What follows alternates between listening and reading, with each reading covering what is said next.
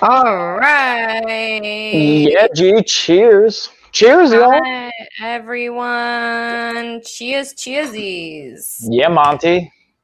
Oh, we got Lewis. We got Monty. That like popped up as soon as I started live. So I wonder if that Yeah. means like I think he followed they followed before, me before the live started, and then it lets you know in real time which like is cool. what it is. We Yeah, that's got cool. Megan Grace over here on Facebook. Yeah, Meg, what's up, homie? How we doing? Evans says, hey, what's going on, Evans? Yeah, Lewis.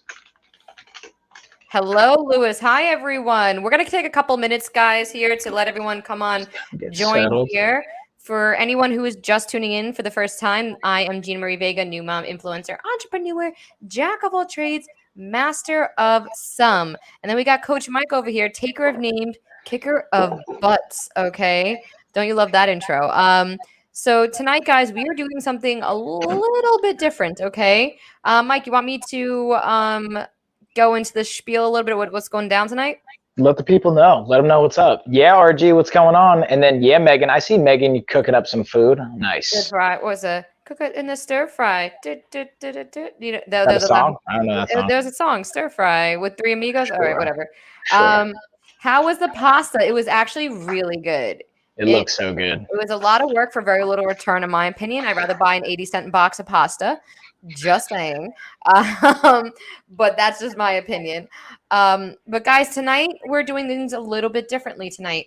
We are doing a live podcast episode. Yes, we have products down in the carousel. We included items that we're using during our podcast from my MacBook Pro. We got the camera stand, the camera, the mic in the carousel, a few other products that we just love and a few of our Amazon favorites. But tonight's focus isn't really necessarily the products. Okay. Tonight's focus is we're doing a podcast style, our first episode of Real Family-ish. For those of you who don't know, me and Mike are cousins, born on the same day, 3 years apart. So we wanted to sit here and kind of, hi, Uncle Mark, how are you? What's going on, Dad? So tonight is the first ever episode of our new live podcast streaming here, and we're having you guys involved with it. Okay, so everything we talk about is open for discussion. We love to hear from you guys in the chat. We love to talk to you guys. I know there's a few other podcasts on Amazon as well, but I haven't seen any yet. So we decided to start our own about family stuff overall. Hi, Reagan, how are you? Yeah, Ray, what's going on? So again, guys, feel free to jump over to Amazon. We'll be talking to everyone through the chat on Amazon. And the topic for tonight, or just one of the topics, because again, we're open to discussion. Anything you guys want to talk about, we want to piggyback off you guys too. It's all about you guys. We have what was the stuff? Why did I completely lose my train of thought? The parents' behaviors and ones that you carry on to your kids. How do you break the cycle? So that is one thing we're going to bring up here. Your parents' behaviors, family behaviors, habits, hobbies, then on some, and what you carry over to your kids. How do you break this cycle? And how, I guess, it affects you, and how do you raise your kids differently or the same? Because maybe you feel there's nothing wrong. Maybe you feel there isn't anything to change. Maybe there is no cycle to break for you, which I will shake your hand and give you the biggest ups if you feel that there is nothing you have to change within your family. Tell me, like, I think 90% of people have things they want to break the cycle of. Couldn't agree more. And I don't think that's a bad thing. I think that's a part of progression and evolution. Like, so this is my even take on, like, if we think about, like, look, since, like, even my dad's on Facebook saying, hey, in the chat, look at, like, Poppy, for example, my dad's dad, and then his dad, and then the progression of what the sacrifices they make. Like, let's paint a picture for our Poppy really quick. So Poppy and Nani, they were our grandparents. They bought a house in Brooklyn. Like, this is how many decades ago? So the pricing's obviously crazy different. But Poppy, for a year straight, he worked as a brick mason, and then after a full day of labor would come home until basically he would go to sleep and do this all over again every day for a year, build his house, and make certain sacrifices. Then affording those sacrifices passes it down to uncle, like your dad, my dad, Uncle Richie, their children, their sons, and then being able to instill certain things. There's still obviously like patterns and behaviors there. Like, like I remember stories from my dad telling me and Uncle T and whatnot of like Poppy would just have them move bricks from one part of the yard to the other instead of like going out or doing different things, like things like You're that. gonna help me right now and lift these bricks because why? Because I said so. Because I said, and then like then I think of like that was good for them, and there's certain dynamics that like it's necessary to get you to where you are, but then there's certain aspects we can evolve and grow from and change. And then, for example, who's that? Is that Ash? Oh yeah, buddy. Was that my dad built our house too? So bingo, there we go. Hi, Ashley. See? One thing that you just said right there, and what we both just said, that parents, or should I say, it's not necessarily anything anyone was doing wrong. So let's make that clear. Uncle Mark, you're listening, so please do not take anything we say here offense, or any of our family is listening. But because I said so, let's take that phrase right there. Oh yeah. Let's take that phrase that so many parents will tell their kids, because I said so. Do you feel that is? What is your take on? Let me start with you guys. I did a lot of not when I say research. I read a few articles. I watched a few podcasts. I'm not like medically like degreed in this, but I did some self research on this. What do you feel because I said so, Michael? Yeah, that one's I think we have to look at why is that so frustrating and infuriating, right? So you're going. So look at you see what really quick though. You see what Ash said though. So she was like, "Are you going to build us a house?" The day I see Michael, he had a problem building the playground in the backyard.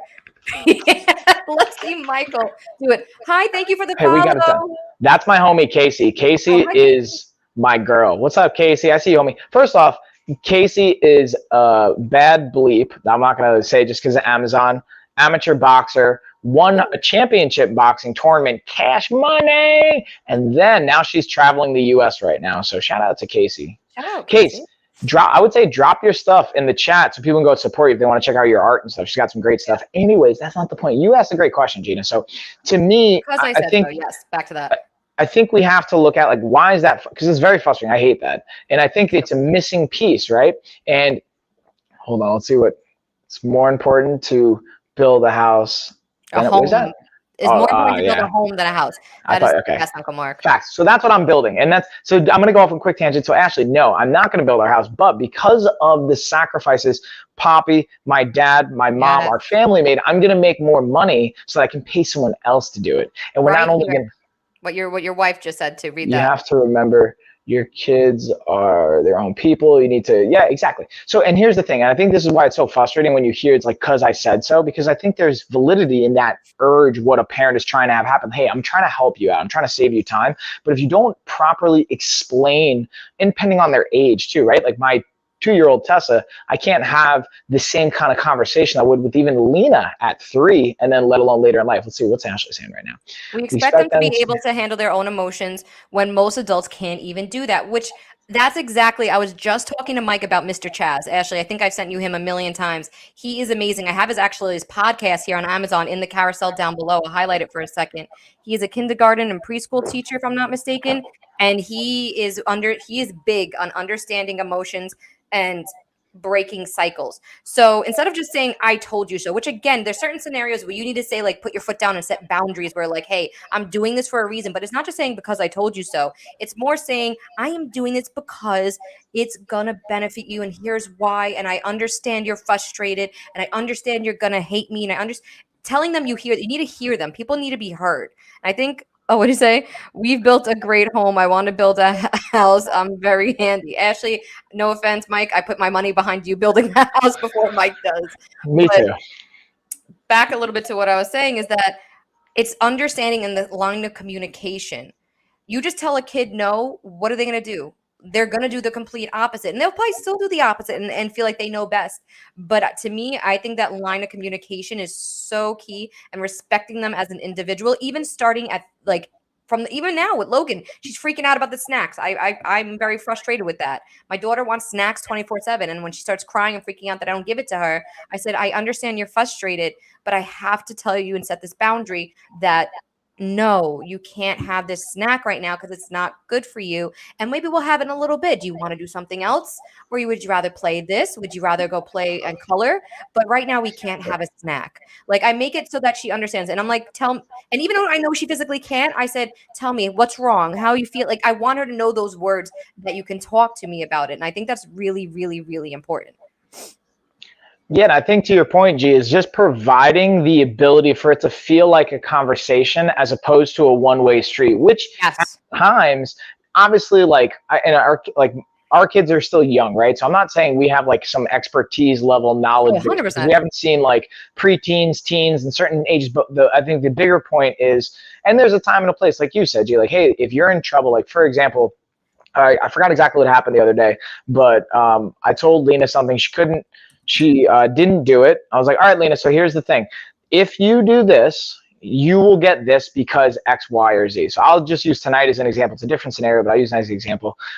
Like Lena ate a bunch of spaghetti, got on the floor. So I'm like, all right, cool. We're going to clean this up. When you clean this up, we can do this. And this is why. Because if we have food all over the floor, you're going to slip and fall, or there's going to be ants. You know those little bugs that come around? Because she always points at them. Like I try and relate it to something she has a grasp on and explain it to that. But at the end of the day, it's still a hard line of like, we're not negotiating it. That's the other thing I've also made a mistake of. I taught Lena how to negotiate already, like more for business. Like, hey, Lena, and like, yeah, what's Ashley saying here? What do we got?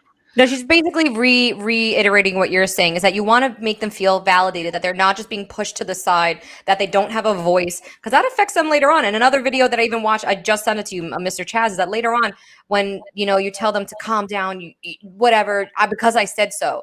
So now later on, you're teaching them if someone disagrees with them, that they're going to backpedal instead of defending themselves. Yes, at a point, how do you expect kids to have a voice if you're not allowing them to be heard and be feelings in their own home?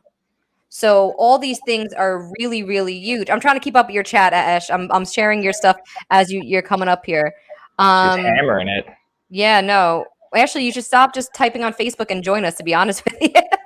She's probably laying with Lena in bed or on the couch, or I don't know. And I think that's also a great topic of conversation we talk about of Ashley and I's dynamic, even of like with the kids' responsibilities, because I'll be really transparent with you. A lot of the like kids stuff, the bedtime routine falls on Ashley's shoulders, and that's a strain, and that's not fair to her. And she is communicating that with me. So now we're working through like, how does that look like, and what can that be? And then hold on, look, I should have come on the live. Yeah, you definitely should have, Ash. I'm in bed. I'm in bed.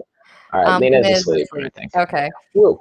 But exactly everything Ashley is saying is just validating. You want to be heard as an adult. Imagine being a toddler or a kid who doesn't know how to express that emotion and you're not listening to them.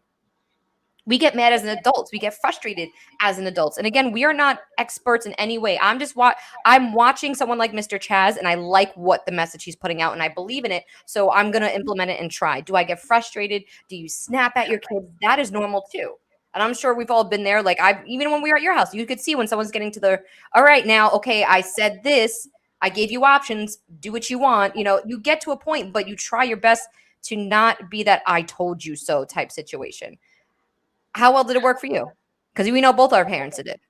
Yeah, exactly. So like, and that's the thing, man. Like, it's not like another great line is like, do as I say, not as I do. I'm like, that was the most infuriating one, personally. I love you, Dad, but that one I like. And sometimes we're just being like joking in hindsight, and other times like, all right, man, like, which I also understand. Like, we're gonna make mistakes, and that was always something I appreciated about my dad too. Like when I got older, in my like late teens and early 20s, he's like, Mike, do you think that like anything you're doing is something I haven't done or like made a mistake about? Like there's probably nothing you're going to do that I haven't experienced. And that was actually like, so I'll tell you a story that relates to this, because I felt validated and I felt like I could communicate. When it was my actual prom, my senior prom, I called my dad and my stepmom, Janet, to come get me from prom because we were in a scenario that we didn't want to be in. Mm-hmm. Certain dynamics I won't go into all the details of, but it was a scenario we didn't Were you naked? At one point, but that's not like that's totally okay. It was more like, and it was like, I don't know how much we could talk about on Amazon, but it was like what you would imagine is going on at like a high school prom. And guys, I'm not being weird by asking if he was naked. Just a quick backstory. Mike, like every time he got drunk, we found him naked somewhere. Okay, Yeah, that was that's a good okay. point. We found him in the grass outside his house. You were skateboarding once, weren't you? Oh yeah, I mean, I've been in a lot of. I But played. anyway, that's the backstory. That we've gotten phone calls where he's like, "I'm blah blah blah. I was out at a Yeah. party and I don't know where I am. I don't have clothes on." We're like, "Where's your clothes?" I don't know. Okay, cool, Mike. Well, find something and we'll come get you. But Like, what anyway, am I doing? Yeah, Ashley's keeping us on track. I see, there we Ash. go. Back to breaking the cycle. Hey, don't. So This is getting part of validated, it. Mike was So getting validated because you called your parents. Go ahead. exactly, and because he kind of shared that with me, and I also had an experience earlier that year where like I crashed his car into a school building of all things, When did and that happen? I don't no remember one was this. in it. Yeah, this was like, I mean, he didn't make it a big deal, like, and that just But speaks I to feel the like you would have situation. told me. But anyway, that'll be another story. Go Yeah, ahead. yeah, yeah. So that's another, and it wasn't like no one got hurt. There was no kids in it. It wasn't like it was after hours, and like it wasn't like super crazy. But it was more so like I just lied about what happened, and then afterwards I realized he's like, hey man, you don't have to lie to me. So I called him up to pick us up from prom. He picked me and my friends up, and because of that dynamic, I was willing to do that. And that's just an example I want to use for that. Hey, you don't like going back to a cycle. There's a typical cycle that can happen that we can see is your parents are the authoritative figure, which it totally should be. They're not your friends, but you can also have this sense of Yes. like, I can count on you, or I can reach out to you and you'll help me when I'm in a situation that I shouldn't have been in. We don't have to worry about the getting in trouble right now or the ramifications. And then now I'm just reading the chat again. So that school came out of nowhere, Mike. Yeah, I know. It's not, yeah, don't judge Yeah, me. Mike is acting like him hitting a school. Like it was just completely. I don't know how I didn't, unless I don't remember you telling me this at all. But No, I I mean, definitely didn't tell you this story. It wasn't like I was doing donuts in a parking lot when it was a snow day, and like I just okay. So this is a little bit of okay. So you weren't just like randomly, no, whoopsie, hey, school yeah, popped up out of nowhere. no, which is still not the best move. I think that's exactly what Mark Cole said. What is that? What'd you say?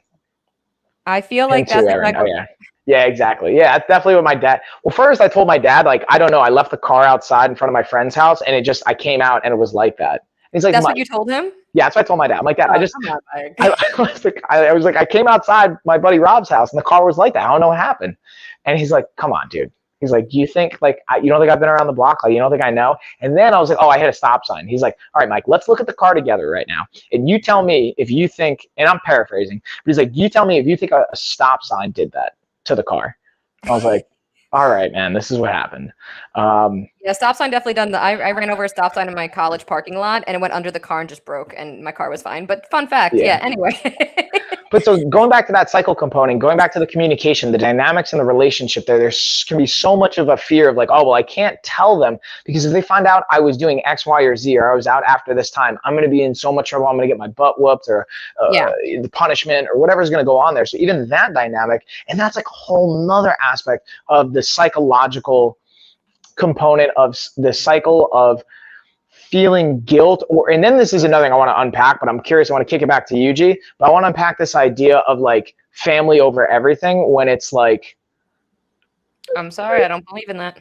So that's like, and I want to give context. That's what I mean is we come from a very Italian, at least like the significant influence, and even like my mom's side, the German side, like they're all in Germany. So like my whole upbringing is like Italian influence. Even with my German mom and my German grandparents, like they were so much around our Italian family. And even the German family, like very much family.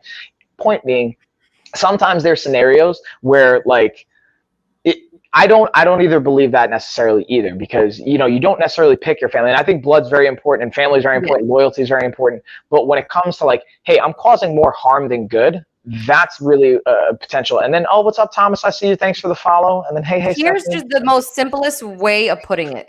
You get treated like family when you act like family. And don't get me wrong, this may sound very harsh, and we've been through a lot of situations where and kids come first. But even and I know this is gonna sound messed up too, your kids, when it comes to the way they treat you too, if God forbid, your kid turns out to be a murderer, are you going to stand by them just because they're your kid? No, you're going to call the cop. Or at least, I don't know. This is my feeling. You've watched so many TV shows where they hide the murder for their kid, but you're not doing Ashley. the kid good. I feel like Ashley would be the mom who hides the body for Lena. But the thing is, like, in the long run, like, they were gonna go out and kill more kids. You're doing them more harm. Like, they gotta go to jail. Like, they need to be locked up somewhere. But you get treated like family when you act like family. If a family member is walking all over you, taking advantage of you, whether it's stealing money, addiction, anything, you don't get treated like family just because you're blood related. And I'm sorry. And there's people that, whether it's my husband's side or my side, that we had to kind of ex-nay because you don't treat us like family, and it just happens that way. And once you treat us like family and we feel we're getting the respect we deserve, we're going to give it back. We have people who are closer to us and treat us more like family than aren't blood related. Josh is too close to his friends, treat him more like family than anything, and he has his brother and his two friends. That's his closest people. Well, he has a few other friends, but yeah, those are his family. And again, blood does not define family. And I think that's the misconception. Family first. Arr! No, I'm sorry. Yeah, and there's even something. So Stephanie, you said this in the chat, and also Casey saying truth. Casey knows what's up. And then Stephanie, so she's saying, but my parents say family is family no matter what they do, which family is family no matter what they do. However, here's where it becomes a combination of potential codependency. There's like a whole other dynamic I've had to like deal with. Also, fun fact, transparent, like I've been pretty much in therapy to one capacity. Not like, I think it's a good thing. Like I think everyone should go to therapy, as if we all get physicals, like annual physicals from a doctor. I think we should all be in therapy for like an annual kind of like checkup and then making adjustments. But I've been like going to therapy to one capacity, or experiencing that world since I was like 8 years old, like since, and nothing crazy. It's just my parents were getting split up, and I was really fortunate that I was in a school system that they had a therapy component to it if your parents are getting divorced, which is like, we grew up like super privileged, in my opinion, in a lot of ways. In other ways, maybe not so much. But point of saying all that is to say, if there's not a respect of boundaries, that's a key one. And that's something I had to work a lot on, is the boundaries. So bouncing off what you said, and that's even I had in my notes because I wanted to bullet point some things, is if they're not respecting boundaries, they're actually, you're not only, they're hurting you and your family, and like your family you're trying to create, like our kids and what we're trying to create, but then we're hurting them by allowing the behavior to continue. We're enabling. That's like the other enabling when it comes to addiction or alcoholism or, any kind of addict-based behavior, gambling. Like if we're enforcing that, we're enabling that situation. And that's like, to me, the only thing that I can do that's, I think, the best, or what I consider the best for my family, is to not enable them, is to do what I think is best 100%. For them. You want to live by example too. What example am I setting for my daughter, that if there's people who are doing harm to not only me and my family, causing me stress, toxic relationships, but then saying, okay, you could be a part of my life. That is now allowing her, showing the type of relationship she should have later on down the road. I had toxic relationships growing up, whether it's friendships, whether it's boyfriends or anything. And from watching the dynamic in the household, and things have gone on, just because your family doesn't mean you allow them back in your life. And that allows and opens the door of abuse. That allows for physical and emotional abuse for later on down the road. And it is very hard. I'm not saying it's easy. It is very, very hard to make the decision. Very hard. Yeah, Amisha's like so right. It's so hard to make that decision where you got to cut someone off and it might hurt. And everyone's like, well, what happens if they get hurt tomorrow and you cut them off and you're going to feel guilty. Of course, I'll feel like a bag of crap, but I know that I had to do what's right for my family and set by example. Kids need to be led by example. And I want my daughter to learn that she is strong. She is independent. I feel like I'm going to cry a little bit. I feel like she needs to know that she's strong, she's independent, and that she does not need anyone who's going to take advantage of her in her life. And that's period. I've been through way too much stuff in my life to know that she deserves better. And that's it. And no one's going to tell me otherwise. Done. And just piggybacking on what you said there again, is this dynamic of, as a parent, it's our responsibility and our role to protect our children. And that can mean different things to different people, but that's what I think is hard, is, because then there's that family dynamic, and I'll speak from maybe my own experience of like, well, you can see a toxic relationship in your family, but they refuse to address it because it's their parent or because it's their close relative or loved one. And although your headphones are making me... Ashley said great job, and then she goes, your headphones. Thank you, Ashley. Yeah. So but kind of saying that is, when you do that, like, I don't feel protected. And then hindsight, like, so, and I always actually, like, to be honest, I felt like, especially in our younger years, like, I always look forward to you guys coming over, the cousins coming over and family and stuff. But then as I got older, I felt like there was always this void. I'm even dealing with it now in therapy. Like, there's a void within me that drives me. And now I make up for it in business and in like athletic pursuits and entrepreneurial stuff. But there's like, and then I realized now it's like, because I didn't actually feel safe. Like, I felt my parents were like certain dynamics of choices. Like, they made great choices in a lot of ways, but some decisions not the best. And like, I don't make the best decisions either. I'm not saying it's their fault. Here's the important thing. And this is always something that affected me in a positive way, is this is a statement I want you guys to really think about. It's not your fault. No matter what happened to you in your childhood, in your life, with your parents, with family, with whomever, it's not your fault, but it's your responsibility to deal with it. You could live. Yeah, exactly. You can live in like, well, yeah, like, oh, well, woe was me. I was abused, or I had addict parents, or like I had, whatever. Like, I'm trying to think of like different scenarios I've heard from people in the past or in therapy. And you can say, and that's unfortunate. And in some situations, you don't have any control, or being abused or anything like that. And that's horrible. It's horrible, but grow from it. Don't let it consume you. Exactly. You have to break that cycle and learn how to grow from it. And I'll save it for other episodes because I'm pretty vocal about it and I don't mind talking about it, but we'll talk about trauma that we've been through. I'm sure there'll be other episodes. I don't know, again, on here when we're live on Amazon, I don't know how much we're allowed to talk about as far as that stuff, because there is like a boundary there. If we do an episode just on YouTube where we could do like a full raw episode, we might have to steer that over to YouTube. But my biggest thing is talking about it. Therapy is great. I've said it before. Therapy is amazing. I've been seeing the same therapist since I think I'm 6 years old. So, so she's known me from now to then. And again, my parents weren't sure where they were at points, and they felt it was best to put me in therapy. And that was one of the best decisions they could ever done. And I've kept her along the way, and she's known me through this. And she's a social worker. She knows kids and stuff like that. She actually, I don't know if she handles. I think she still handles adults. But anyway, she kept me around. She now texts me happy, Merry Christmas, all this stuff. But once you build that trust and you want to know that you're safe, that you said, you got to break that cycle of knowing of what's toxic, what's safe, what environment you want to grow your kids around too, and implementing that and putting it in there, and really don't worry what anyone else thinks. You want your family's going to hate you, or this person's going to hate you, or they're not going to be your friend anymore, or they're not going to be there. If they really loved you and supported you, they would either change their nasty habits or they would understand the decision you made, not force you into doing something else. I don't know. I'm just a big person on family is not defined by blood.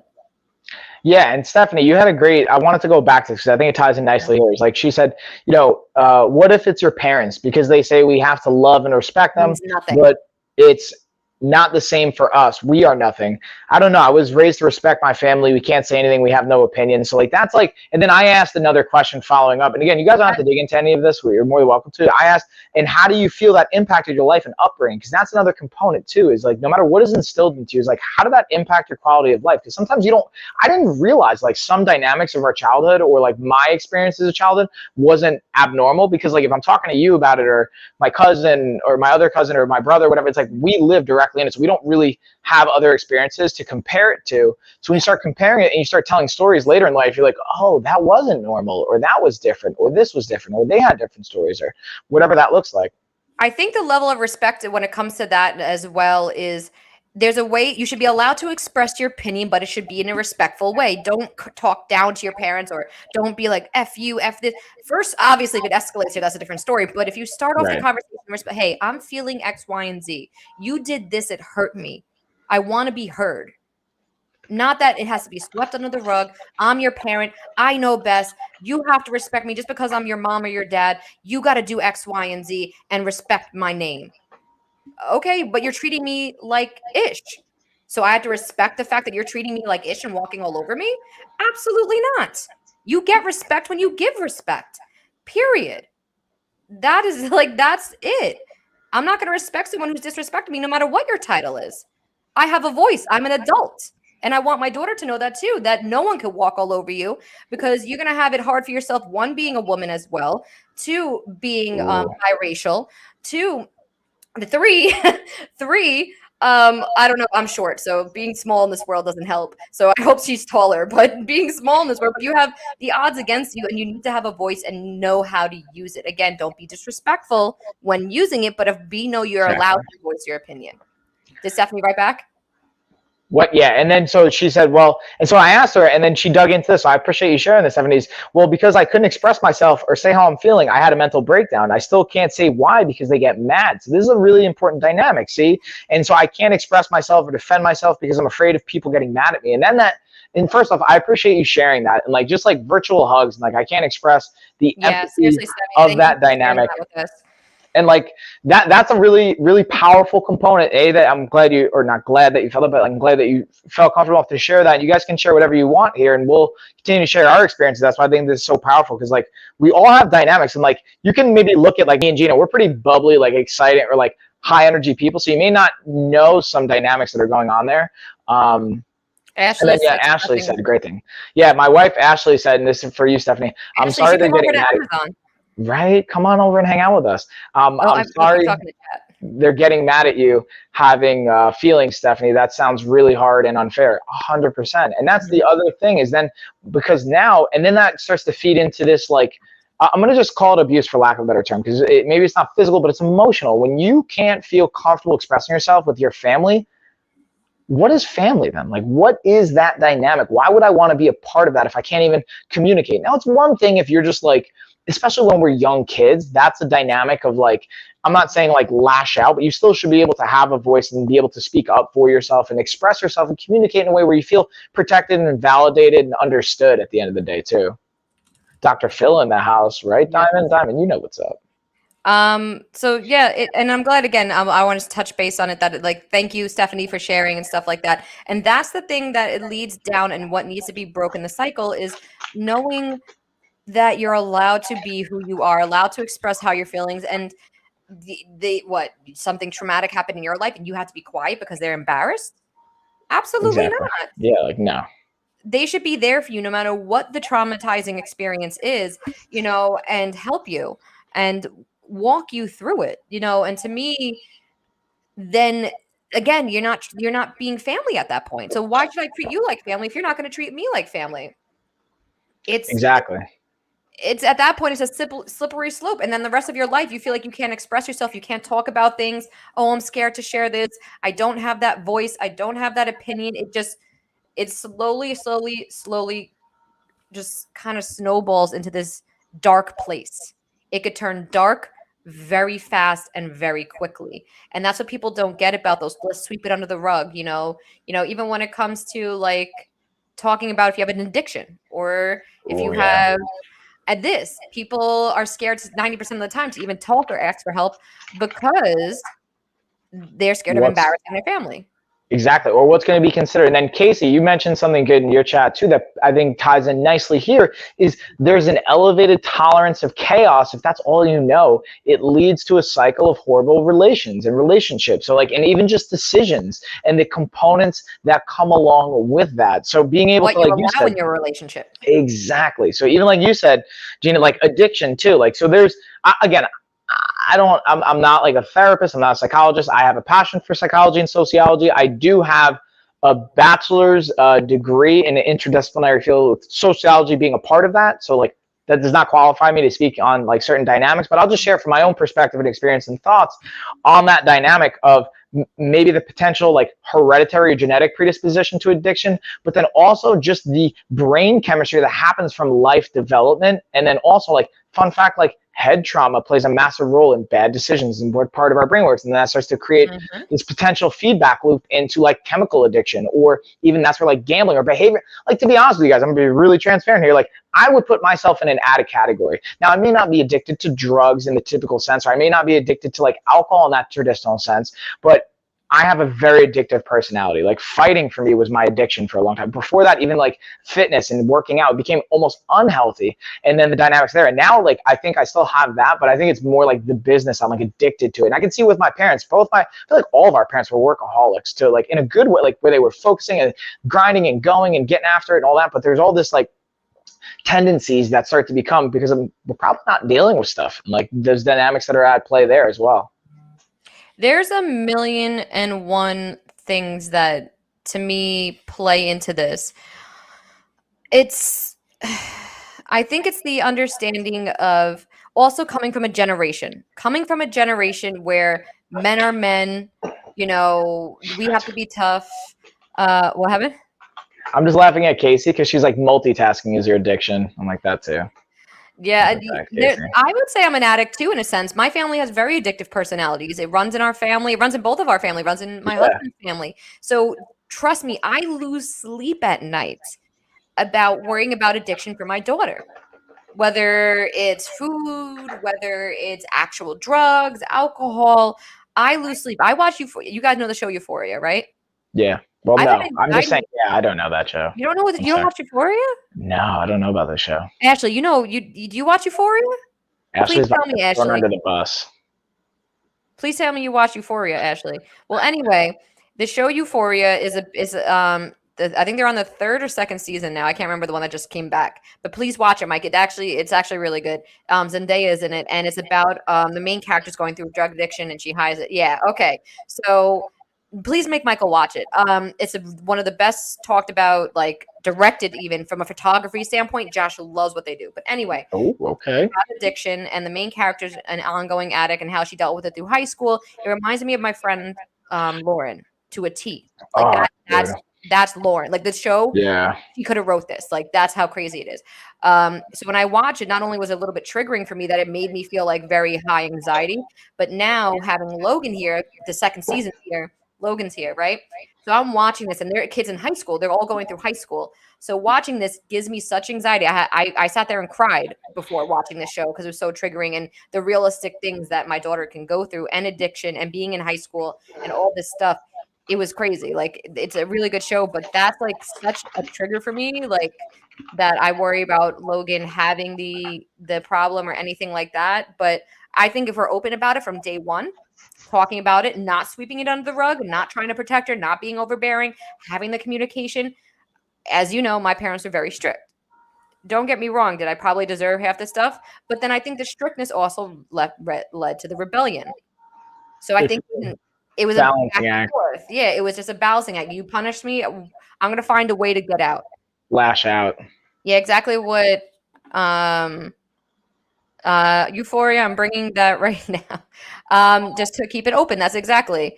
So I just feel like even I think I was at my mom's house and she lifted up her shirt, showing her belly, and it's like, oh, wait for that moment when she wants to walk around in belly shirts, and you have to tell her she can't.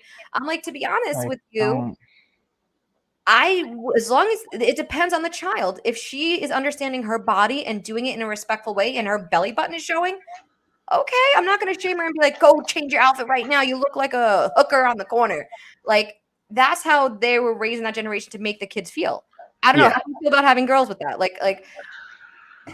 Yeah, dude. I mean, I think to your point though, that's like a big thing I have. Like, for example, I love my like I love our family, but there's certain dynamics. Like even like I won't go into the specific details, but like having someone in your family point out things that you may be insecure about. Because let's be honest, if we're wearing things like that, there's usually one of three reasons why. One, it's fashionable. It's just what's going on, what everyone's doing. Mm-hmm. Two, you want attention. And then maybe 2A, like you want attention because you don't feel good about yourself, or you feel insecure. Or 3, you do feel good about yourself and you still want attention for other dynamics that you're making up for.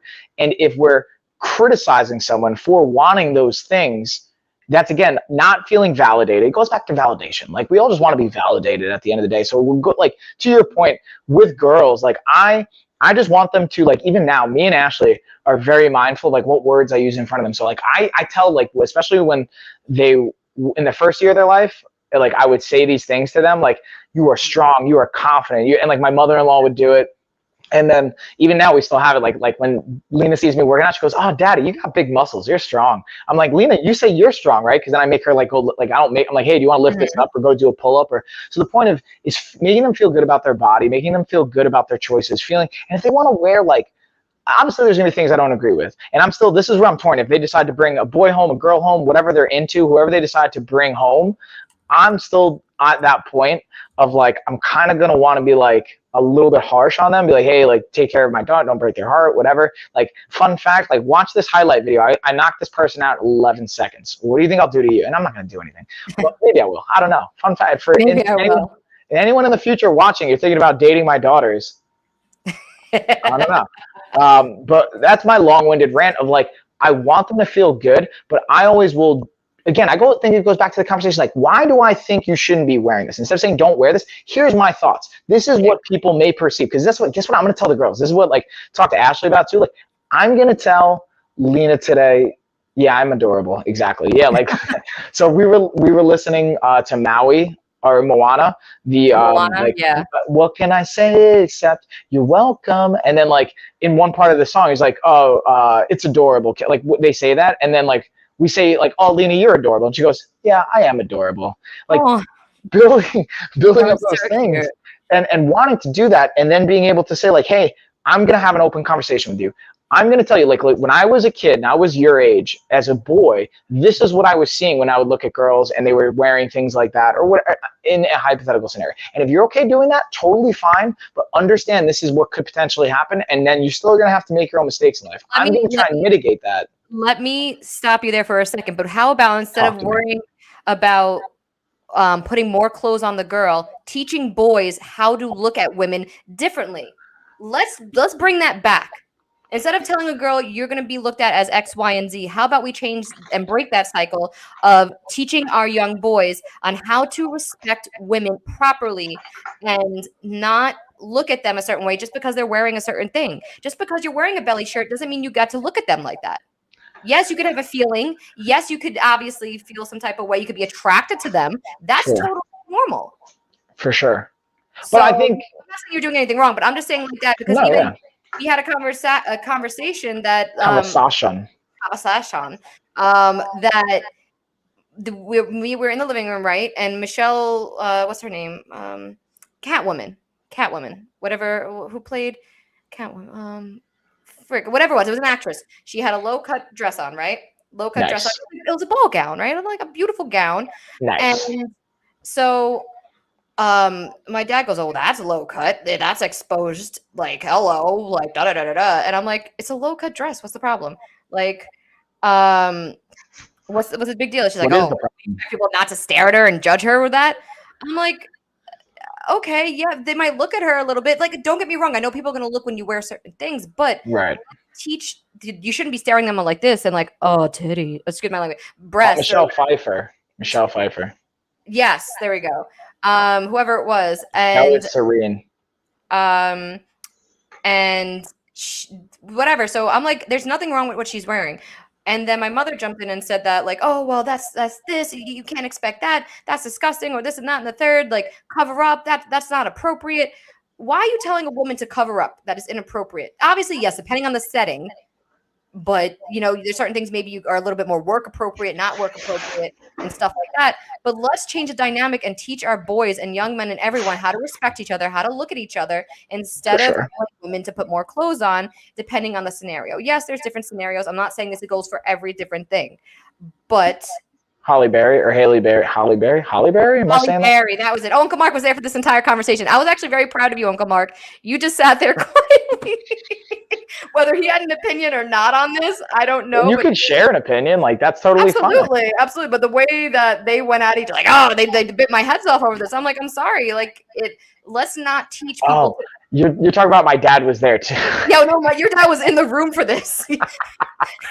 So your dad was so cute too. So all of a sudden he turns around and goes, "Oh wow, that is a low cut dress." Like, yeah, all right. Like that, and he was so respectful. He knew not to even say anything. I think at that point.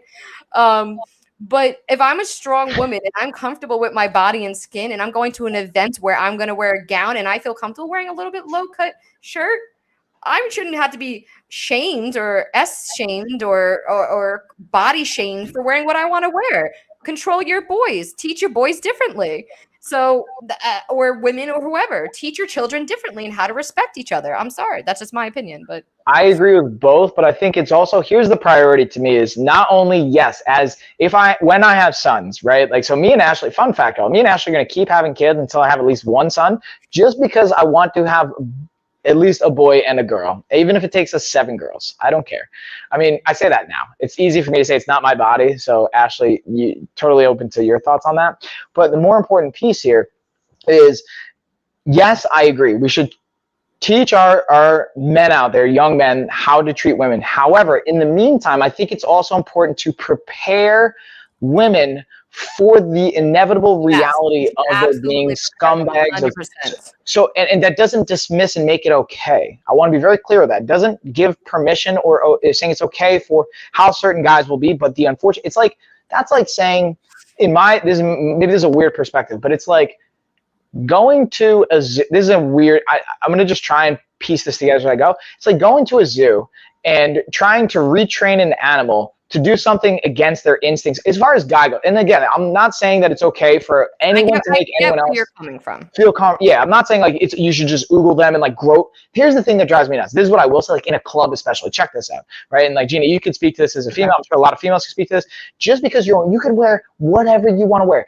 Where I draw the line, oh, what's up, Lee? I see you in the chat. Yeah, you see what Ashley's saying in the chat? She's like, we are not. What the WTF?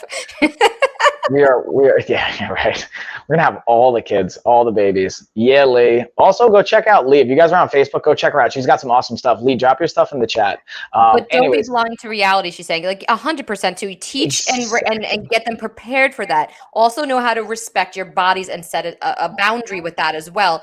You know, don't be that, you know, girl who flashes herself at a bar or something. Like there's a difference between that as well, which again, if you want to go to a nudist and be topless, that's completely up to you. That's totally fine as well. Showing your body in a sense as well. Everything is what you're comfortable with, but also know that you're doing it with confidence, know what the repercussions can be. And if you're going to do it, stand by those repercussions, you know, or those voices. We are not so young anymore, Michael. That's Ashley's just going in on you right now. And that's where we could foster, we can adopt. Like I'm fine with all the above options. There you go. Just adopt a boy then. There you go. That's my game plan. Anyways, but I think just like doubling down on that. So I think it's like, so I want to draw a parallel here. I want to slightly shift gears, draw a parallel, because I think there's a dynamic of like, yes, I agree that men should be held accountable. And I think that women should also be educated. Not that you're not educated now, but like stressed, like, hey, there's going to be scumbags. And it is our responsibility as parents to change the men and to have an influence there. And then to also realize like what we're doing. And then on the flip side, so I want to make this weird parallel. And I saw like Lee's comment. Lee, you made me think of this because like when I see Lee, I think of the gym and I think of the gym owner, Johnny. Shout out to Johnny Buck. So Johnny has posted some great stuff about this dynamic of like the media glorifying unhealthy approaches to like, let's even say obesity, for example. Like, I'm not saying you shouldn't be comfortable in your body. However, I think there's a difference when you're glorifying and empowering unhealthy behavior patterns. It's not the body that I care about. It's what's the behavior patterns? What's the choices that we're making? That even ties back into like family dynamics. Like, it's at the end of the day, we should look for what's the healthy behavior pattern, which goes outside of my scope when it comes to psychology and things like that. But for our overall, like, just quality of life, and then how is that impacting that? And then to educate and to hold people accountable to it. Like, hey, guess what? When you're morbidly obese, I don't care how confident you are, you're more likely to die from a variety of different conditions and chronic diseases. Metabolic syndrome is going to kick in. Like, that's just the reality. To ignore that, or on the flip side, to say, hey, it's only on women. You guys are dressing X, Y, and Z. It's not on men. Or to only put it on men. And not saying that's the case either. I think by far that's not the case. But in any duality of the extremes there, I think it's important to just have that accountability, but have a conversation too. Be able to talk about this and then have influence from that component with the conversation. Yeah, looking at all the chat. I'm just trying to catch up here. Yeah, no, they're going ham right now. Hi, Lori, how are you? Yeah, no, it's just like, again, back to breaking cycles. That mindset of women have to act a certain way. You know, that's another cycle that we need to break. You know, first off, we should be able to do whatever we want. Oh, women don't burp. Women don't fart. Women don't do this. Oh my God, like, I have to sit home and make dinner for my husband the moment he walks in the door. Like, what? What if you're okay with that, though? What if that's what you want? That's fine. That's different, right? But again, I don't like when women feel like that's the way it should be for everyone. Ooh, yeah, that's a good point You too. tell me that I need to have dinner ready for my man at the table because X, Y, and Z, or like as if I need to be a housewife, I need to be a mother, and that's my only sole priority, and my only job in life is to procreate. You know, that is not my sole purpose on this planet, is to be a woman, pop out your kids, and sit here and wait patiently until you get home. That's not my purpose in life. My purpose is to have a partnership with someone and have someone who respects me mutually and loves and supports what I do. You know, that is hi, you look serious. Yeah, we're getting diving in here. Takes many years in therapy to come to terms with not only why you do this, but how to cope with it and heal and move forward. 100%.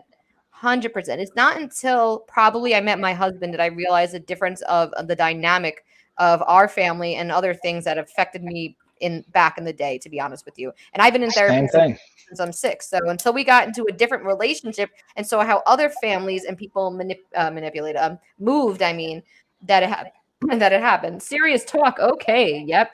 Sometimes being able to deal with obesity, it starts with the feeling like you love yourself. That's a great point too. Mike answered. He can make his own dang sandwich sometimes. Exactly. Just realize you're on. That's my point. Women just feel like they have to like do everything and bear that weight, and that's your role in society. That is not my, don't get me wrong, I like being a mom, but my career is very important to me. You know, my job, I'm a business owner. That stuff is very important to me, and I worked very hard for it. So I'm not just going to throw it away because I had a kid. And my husband doesn't expect me to. He does a lot as a father. And again, dads are not babysitters. Mike, you're not a babysitter. You're their dad. I'm a parent, yeah. You're their dad. Josh is their dad. Like, let's break that cycle too of people feeling like, oh, go ahead. Sorry, I was gonna say, let's talk about this. So, like, breaking the cycle of, like, think about Poppy and there's nothing to throw shade at my Poppy. I don't know if Poppy changed one diaper. That's what I'm saying. And there's nothing. I'm not saying that's a good or a bad thing. I'm just saying it's a representation of the times, and that's an example of breaking a cycle. It doesn't mean that there's judgment associated with that. And Pineapple's got, what's the topic? That's a great question. Kind of like the original topic where we started from were parents' behaviors and carrying them onto your kid. Will you break the cycle or breaking cycles? So we're talking about like old stereotypes, old habits, family habits, and breaking those cycles and breaking them down and how you move forward.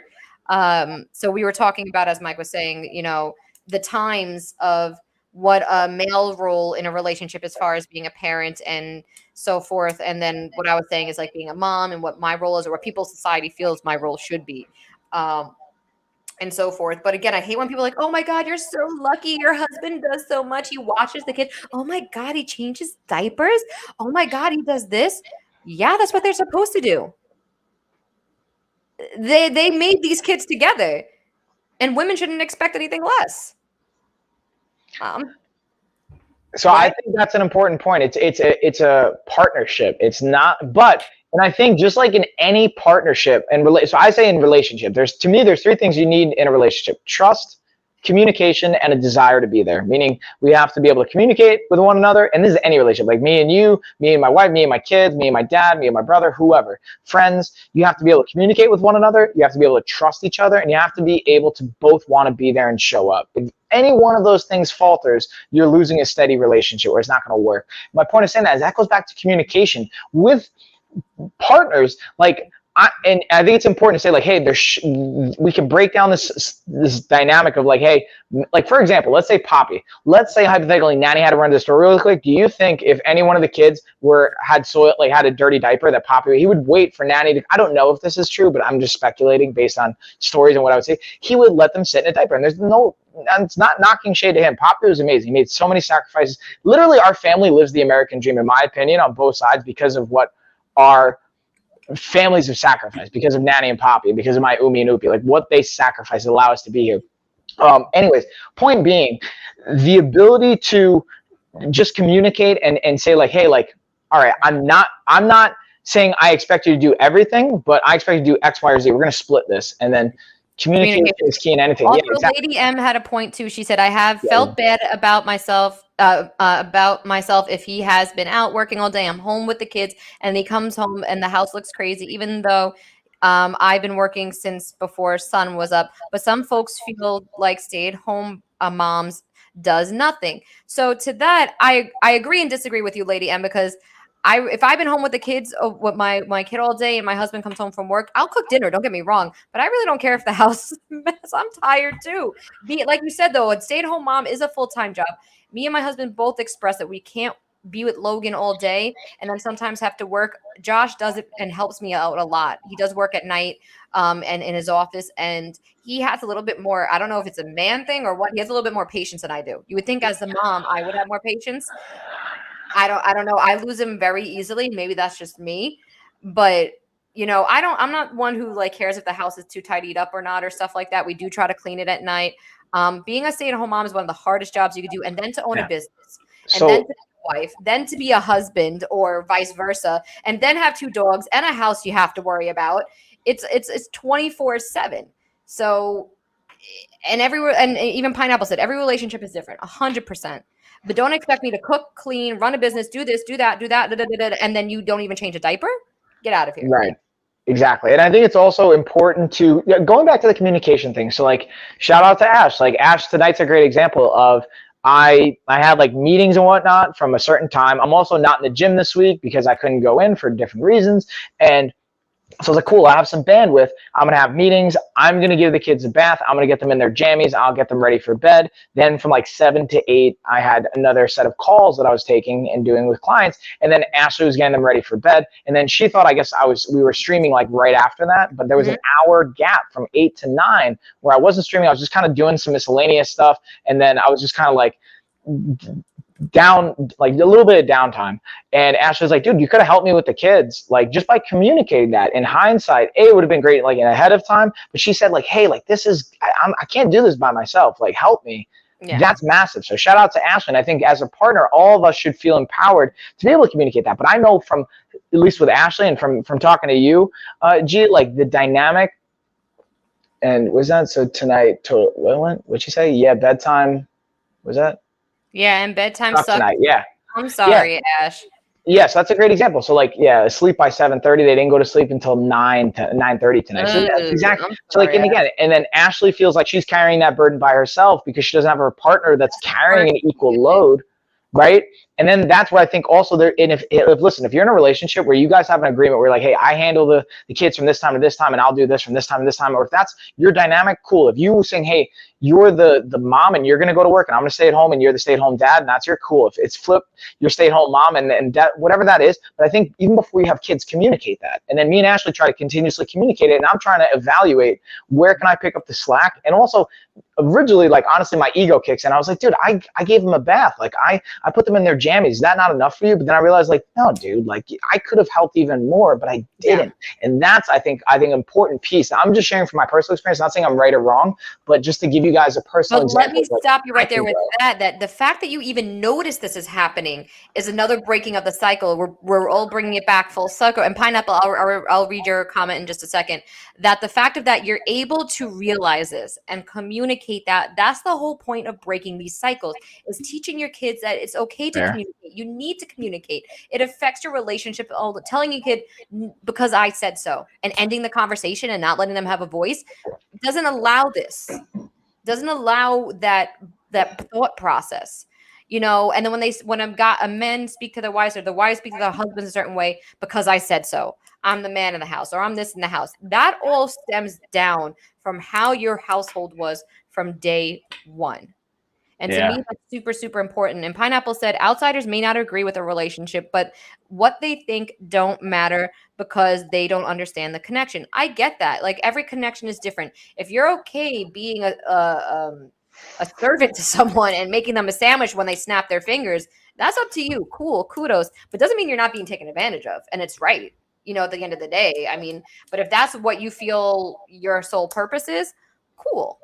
Wait, so I'm gonna pause you right there. Explain to me, tell me more about what you mean feeling taken advantage of. Because I think I understand. I want to get context to it though. Say someone is in a scenario in a relationship where all they do all day long is wait on someone, hands and foot. You don't feel that's taking advantage of the person? Like if they're home 24/7 with the kids, everything, and then they walk in the door, they have to have the laundry done, this done, that done, all this stuff, and not be able to complain about it or that feel like that they have to do it or they can't communicate with their partner that they need help. I think that's the key piece you just touched on at the end, because I'm even cool with all the other stuff if that was discussed and they both agree upon that and they're like, hey, this is what is best for us, and you agree upon that. But I think the bigger thing to me is when, if some, like for example, let's say Ashley, more than you get right here. That's Ashley hit the nail on the head. They're giving more than they get back. To me, that's being taken advantage of. Well, and I think it's one thing if it's like you both agree to it and you want that for whatever reason because maybe they're getting it a different way. But when it becomes you're unable to, like for example, if Ashley said this to me and I was like, hey Ash, guess what? Tough S. I don't care. I'm not doing any more work. And guess what? I'm going to do or I don't know. I'm just dumping things on her and she can't come to me and communicate with me, which she probably actually feel like, Ash, be honest, you probably feel at some capacity or another, you can't come to me in all the ways. Cause like fun fact, everyone, I'm an emotional person. I may not seem like it on the anger side, but I can get like really angry, like really, really angry. And I try and use the gym and have different outlets. And hopefully like Ashley's not scared of me because of that, but I can imagine this is another aspect of breaking the cycle. So I'm going to go on a little bit of a tangent, but I hopefully think this will make sense here. And this dynamic is like, I don't want my kids to be afraid of me. There's been moments where I've been afraid of my dad or of Poppy or of Oopie or of like, I agree with that too. You know, I don't want my kids to be afraid of me. And I can see it, dude. Like I can see sometimes me and Ashley will just be talking and I start raising my voice, like even when I do it on this podcast, because I don't realize it. And then Lena interrupts us because she hears me raising my voice and she's like, oh, can I have a sandwich or can I do that? And you could tell it's a calculated move to get us to stop because she doesn't like the noise. Logan does that at this age now. And not to cut you off, I do say that they're going in the chat here. Have to think though, but when you want something, do you get it? Yes, that's what I mean too. I'm talking about a relationship where the woman is doing all day long and the man doesn't even turn around and say, do you need anything? Yeah, that's do you want anything? Can I help you? You know, to me, that's being taken advantage of. And there's certain women who feel that, or even vice versa. Sometimes the man is the stay-at-home dad, and it's vice versa. I'm just using the typical too loud, Lena. I could picture Lena doing that. So I'm talking about a scenario where, you know, the other person doesn't even ask if they're okay. You know, where, you know, the women or men feel like that's their job or that's their purpose, you know, and then the other person knows that they have the power and they're doing that, not even caring about the other person's scenario. Yes, if someone's working overnights all night long, the woman is out. I'll use the woman for an example. The woman is out working like 12-hour shifts overnight, and all they want to do when they come home is sleep and don't really have time to help out as much, but they care. Like, and you pick up the slack. That's a different story. You know what I mean? But just I think I'm taking the person who sits on the couch and expects this person to do everything they need. Making things expected, not discussed. That's too exactly. Hey, if we go out, I'm sorry, dude, I'm drinking or driving. Yeah, that's a different story. Like again, it's that line. What's the line of communication in the relationship? Right. And I want my daughter to feel like she can have a voice in her relationship because I'm tired of hearing that you're so lucky you have that because my husband doesn't doesn't even offer to help. That shouldn't be normal. That shouldn't be like, oh my God, like no, that's what I look for in a relationship. That's what I want my daughter to look for in a relationship. For a guy who cares about her or girl or whoever or pronoun she's with. Whatever you identify as, that's fine. Whatever she decides to path she decides to go down, that the relationship and partner she is with, it's an equal partnership. And that they care about each other. They balance each other out. Because me and my husband, yes, we do bump heads about like working, who works when, who goes schedule and stuff like that. But at the end of the day, we sit down and try to figure it out together. And you communicate, but you communicate. As a kid, I felt being afraid and respect is blurred. Some don't realize they are using fear as respect. That is for sure. That is huge. I don't want, like you said, Mike, I don't want Logan to be scared of me. And when me and Josh are arguing, she literally had put her head between me and Josh and go, hi. And like, we're like, okay, this is affecting her, so let's stop. Yeah. Yeah. And I think just having the awareness to it is powerful and important, which like, I'm not saying our parents weren't aware of it, but it was like, then there's the justification of this is what's normal. This is how I was raised. or whatever dynamic of that. And that's where I think it's our responsibility to reflect on this and be able to adjust and change. I also think what comes into play here, and tell me what you think about this with breaking cycles, is like, think about like every generation prior to us, there was like a major war or dynamic to think about that was like related around violence or something like that, which can create a precedent or like just this bond that happens. And then you just like, all right, well, we're just doing this because this is what's working and we're just surviving, we're getting by. Now we're in the last like 30 years, probably I don't know, I'm not a historian, but it's a significant time in our life where like with technology, with even when the economy's in a recession, like I don't want to speak too much into the financial stuff, but like just being able to not have to worry about, hey, there's a bomb going to go off down the block from us. Like Umi and Upi would tell me stories like being in Nazi Germany during World War II. Like, that's crazy. Or like Poppy, for example, being in the war during World War II and fighting. And like he went out with family and friends, 4 of them in a picture. I remember this, and like one of them came back, and it was Poppy. You know, at like 25% of them, like that's crazy. Like, anyways, so I don't really have anywhere to go with that. I just want to throw that out there.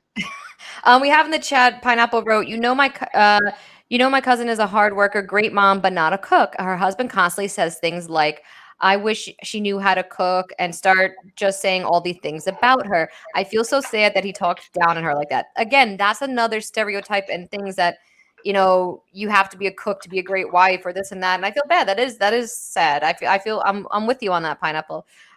They don't even realize that they are acting a certain way. That's how they were raised. Exactly. And this all is going back to breaking the cycle. That is the whole thing with this. I was raised, I'm the parent, adult, you're the child, you do as I say. That didn't help me because because when I was abused, I felt I didn't have a voice. Exactly. Because I'm a kid. Yes, 100%. And Lady M and all you guys are saying this. That is the way they were raised back in the day, that these things had to be hidden. And we all have this. Yes, that Mike and I know firsthand when it comes to family, that our families were always very hush-hush about things. Like, it's embarrassment, it's this, it's that. You do as I say. I said no because I said no. You do as I say. I'm the parent. I'm sorry, that's not a way to raise your kids, in the sense of like, again, if they're just not listening, they're not going to listen. Let's just put it that way. You saying no because I said so is not going to make them do it. Like, it's just going to suppress everything they're going through. Make that line. Mike is so good at this too. And me and Josh spoke about this at Mike. I don't know if I told you, spoke about this after we came home, on how much we loved your and Ashley's dynamic and how you spoke to the kids. Yeah. And how, we really loved how you communicated with Lena and how it worked. I think one example was even letting her make her own decisions. Like, she was standing on the chair and she was standing on this chair, and obviously she could get hurt, right? She could fall, whatever. And you turned around and you said, you turned around and went to her. I think you said to Lena, like, oh, okay. Now, Lena, let's think about this. What can happen right now? You're standing on this chair. It's super high. You're either going to fall and get hurt, or I don't know. There was another option. She's like reaching for something. She was like trying to grab something. Or you could ask for help. I think that's what you said. Or you could ask for help. So what do you want to do? You could obviously get hurt here. And she turned around and she's like, Daddy, I need some help. So she wasn't scared to ask for help or feel like she was going to get scolded. Get off the chair right now. I said, you're going to hurt yourself. Be careful. No, he said, like, well, you're going to get hurt. So either ask me for help, which I'm here for you, and get down. It was just a way of going about it that it hurt. It could be such a different line of communication and helping them not to be fear and have a voice. On the other hand, women are so programmed to please men, please parents, so end up being the doormats. That does happen a lot. Statistically, that does happen. And that's why I want my daughter to learn otherwise and break that cycle, and as as Mike does with his kids. Nowadays, all these social media is some type of error. This is true. True, but so much pressure on women and girls to dress, look, and act a certain way to be seen as attractive. That is another good point as well. And then I got Serene saying here in the chat, it's hard to hear this even now, like just going over our conversation and what we're talking about, because she also mentioned, when the kids are wishing their parents would get divorced just to stop the arguing, that's like my childhood. Like, that's like, I totally get that. And like in other dynamics going on there as well, not just with my parents, and I think it's also like what's expected of society, right? Like divorce has been more accepted, so it's more of a viable option, and that's a dynamic of it. But basically saying like, hey, I wish they would just break up so they'd stop arguing, kind of a component, and some other things. And then she said like, it's hard to even hear this now, and the same urges and things come up. So like she said, talking about it is healthier and therapeutic, and I think that's exactly being able to communicate, be able to have a conversation about it, because this is so stigmatized, or at least it was. I don't know now, maybe I don't spend as much time on it, but I think it's important to have these conversations and look at that dynamic. And also, Lady M, I don't want you to feel like I brushed over what you said there, because she said, I didn't help me because when I was abused, so she opened up about that. Lady M, we're here for you. Thank you for opening up. Virtual hugs about that. I don't want you to feel like we passed that or didn't recognize it. So I think we all have our forms and abuse of trauma that we'll touch base on, but I thank you so much for opening up. And that's another reason we wanted this space and this discussion too. Whoever feels comfortable, whoever wants to talk about it, you're here. You never have to say what the trauma you went through is, but if you feel like sharing your point of view or what you've been through, we are here. And we thank you, Lady M, for opening up and bringing that point to the discussion, because I feel the same way. I think it was only the last 5 years that I really opened up things about my parents that I've been through that they might have had an inkling to, but didn't know, but I didn't feel like I could talk about with them. So, and they're like, why didn't you come and tell me? Because I'm like, I don't know. Like, I just didn't feel like like I could at that point. Yeah. Or I just felt like it wasn't right to, because this is not something you're supposed to talk about. Yeah. Like shame, embarrassment, guilt, like. Exactly. So I think it was more so talking about it in the sense of later on, I knew it's okay to communicate. And I want, that is so key to me. I want my daughter to come to me if something happens to her, where she could say, Mommy, this happened, or this happened, and not feel shame or guilt and breaking the cycle. And I know that's not our parents who did that intentionally. No, but of course not. They never meant for us to feel like that, but it happened. And that was the old school way of thinking, with those stereotypes of, shame, embarrassment to the family, all that shit. Excuse my language. And then the default of like, not that I think it's particularly our family, just society in that age is like, well, what did you do to justify said action? Or like, why were you in that situation? What did you like, which is like such a crazy thing to say to someone. That's like saying, if you got robbed, what were you doing to get robbed? Or I don't know, it's a weird analogy, but it's like, it shouldn't fall on the victim or the person saying like, hey, what did you do to deserve that? That's not right. And then, it's just such an important, and like even in our chat, like again, I appreciate you guys sharing all this, and this component is like, so Serene's even saying like, without going into too much detail, I'm still dealing with other types of abuse and them not believing you. Thanks, Mike. Yeah, and thanks to Gina too. And again, here's important. I just want to throw this out there, guys. Like, if you are going through something right now, you're not alone, and there's resources as well. Like I'm actually going to pull up a couple of resources for you guys. I'm going to share them in the chat, because I don't want you guys to feel like this is great to hear about it, but if you're in a situation right now and you don't know what to do, I want to share resources, because that's another dynamic. And I don't know this personally, and I haven't personally seen this from direct experience, but like I just know indirectly in other dynamics of like, let's say you're a woman, right? And you rely on your partner for the income, for your livelihood, and you feel like you're on an island. You feel like maybe you like left your family, or you pushed away your family to be with this person, and they're abusive, or they're potentially abusive, or something's going on there, and you don't know how to get out, and it can feel so lonely. Because like, I don't have any money, I have a kid, how am I going to, like, get out ASAP? Like easier said than done. I understand that, but I just want to share some resources here. So anyways, G, I'm going to kick it to you while I like pull up a couple things and just share some. We actually have Pineapple said, let me use the toilet paper roll. Some people want it put on a certain way. Yeah, I think I understand what you're trying to say with that. Like, people have their certain ways about it when it comes to new generation. Also, she said that before, and I'll touch base to what Lady M says in a second too. I'll read that. I'm just going through the chat again. True, but so much pressure on women and girls to dress, look, and act a certain way to be seen as attractive. Now, with that is true. Everyone wants to dress. Now, when they dress a certain way to be attractive, sexy, or anything like that, and then now they're shamed for it, or the dress is too low cut, back to that story, or they're not respected for that. It's an endless cycle that is not fair to that point. We have to teach our girls and young women that, like, you are able to wear what you want, do what you want, and uphold a level of respect for yourself while you're doing it. If you're going to wear this, make sure you know what looks you might get, but don't back down from it. Stand up strong and know that you're allowed to wear whatever you want at the end of the day. I'm constantly dealing with the trauma I went through and try and work so hard every day to not do the same with my own children. Our parents did the best they could with how they were raised, it's hard to break a cycle. 100%. I think talking about it, looking it up. I know it's going to sound really stupid, guys. Mike is giving resources as well. I'll highlight it right now. Mr. Chaz. Yeah, Mr. He Chaz. has an amazing, amazing podcast about breaking styles, communication. He's a child teacher, and he actually does coaching for parents. So, how to break that cycle, how to communicate with your kid, how to understand their feelings, true empathy. And this isn't like a sponsored plug, by the way. Fun fact. This is just not like sponsored. But this is. I actually found him on TikTok, and that's where I was going with this. Is that TikTok has a lot of professionals in certain fields that give you quick snippets to help you learn little different tricks and tips. Mr. Chaz started, if I'm not mistaken, started on TikTok, and then that's how I found him in all the other platforms. He is amazing for helping you learn to break a cycle and giving you examples. I absolutely love him. Shout out to Mr. Chaz. I'd love to find out how we can get in touch with Mr. Chaz one day. I want to say in a relationship, it shouldn't matter why the toilet paper roll is what matters. It's not change. Is not gonna change. Is that what you're trying to say? Yeah, it shouldn't matter. Like little things like that shouldn't matter. I agree with you. If that's what you're trying to say, I want to make sure I'm understanding you right. Pineapples. Guys, again, thank you so much for being here with us. I think we've had so much of a great episode so far. We're about an hour and 15 minutes in. Guys, if you can, click that follow button if you're tuning in for the first time. Me and Mike are deciding whether we should do this weekly, bi-weekly, once a month. We want to hear your feedback. What are you guys' thoughts on this so far? Tell us.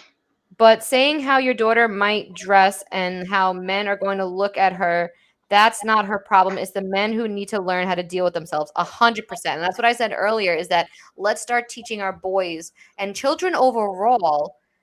Uncle Mark said weekly. Uncle Mark, you're still here. Shout out to you, Uncle Mark. Dad holding it down. Yes. Ashley even went to bed, but Dad's holding it down. Yeah. And then Serene said, "Great podcast, Mike and Gina. We appreciate that." And also, like even just you're saying, like some really like deep and powerful stuff, like all the different abuses in a lifetime shapes and affects you, leaves a mark, a scar. And yeah, 100%. And it's up to us to break that cycle, especially with our children. That's why I think beyond being a parent, how like rewarding it is on a like individual level, like on a single, but like what it does to society. That's like the biggest task we'll have as a, in my opinion, as a human being, is like being a parent, if you're able to be a parent, and if not, like adopt or like have that role and shape how society grows and develops.